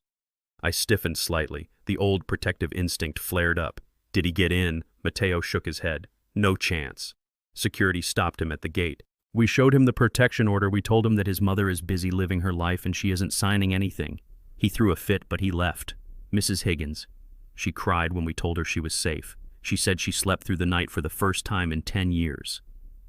I nodded, feeling a lump in my throat. That is the work, Mateo. That is the legacy. It isn't about the buildings we put up. It's about the walls we build to protect the vulnerable. I looked at Mateo. This young man who had no blood relation to me, who owed me nothing, had become more of a son to me in 1 year than Dante had been in 40. He stayed late every night. He treated the residents with reverence. He checked the brakes on my car every single week just to be sure. I realized then that I had spent so much of my life defining family by biology. I thought family was the people who shared your DNA, the people who sat at your Thanksgiving table by default. But I was wrong. Biology is just an accident of birth. Family is a choice. Family are the people who stand beside you when the money runs out. Family are the people who tell you the truth when you don't want to hear it. Family are the people who help you plant hydrangeas on a Sunday afternoon because they know it brings you peace. Leo ran back to us, his shoes muddy, a giant smile on his face. Grandpa. Look, I found a worm. It's helping the soil. I chuckled and wiped a smudge of dirt from his cheek. That's right, Leo. Even the smallest creature has a job to do. I looked around the garden. I saw the plaque on the wall of the main building, the Ruby Turner Center. I reached into my pocket and touched the small silver locket that held her picture. For a long time I thought I was doing this to punish my children. I thought I was the avenging angel, the angry patriarch teaching a harsh lesson. But as I sat there surrounded by the peace I had fought so hard to create, I realized it wasn't about punishment. It was about protection. I had to break the cycle of greed before it consumed the next generation. I had to stop the rot before it reached Leo. Dante and Tiffany were on their own paths now. Maybe they would find redemption. Maybe they wouldn't. That was no longer my burden to carry. My job was to hold the line. My job was to ensure that the values Ruby and I believed in didn't die with us. I looked directly at you, the person listening to this story. I want you to understand something. The world will tell you that you are weak when you get old. They will tell you that you should step aside, that you should let the young and hungry take over, even if they are hungry for the wrong things. They will try to gaslight you into believing that your standards are outdated and your caution is just senility. Don't believe them. There is a fire that burns in the heart of a man who has loved deeply. It is a fire that does not go out with age. It is the fire of duty. I may walk with a cane now. My hands may shake when I sign my name. But make no mistake, I am stronger now than I was when I was building skyscrapers, because now I am not building for profit. I am building for principle. So if you ever find yourself underestimated, if you ever find yourself surrounded by wolves in sheep's clothing, remember my story. Remember the old man who swapped a 40-story tower for a community garden. Remember the mechanic who became a director.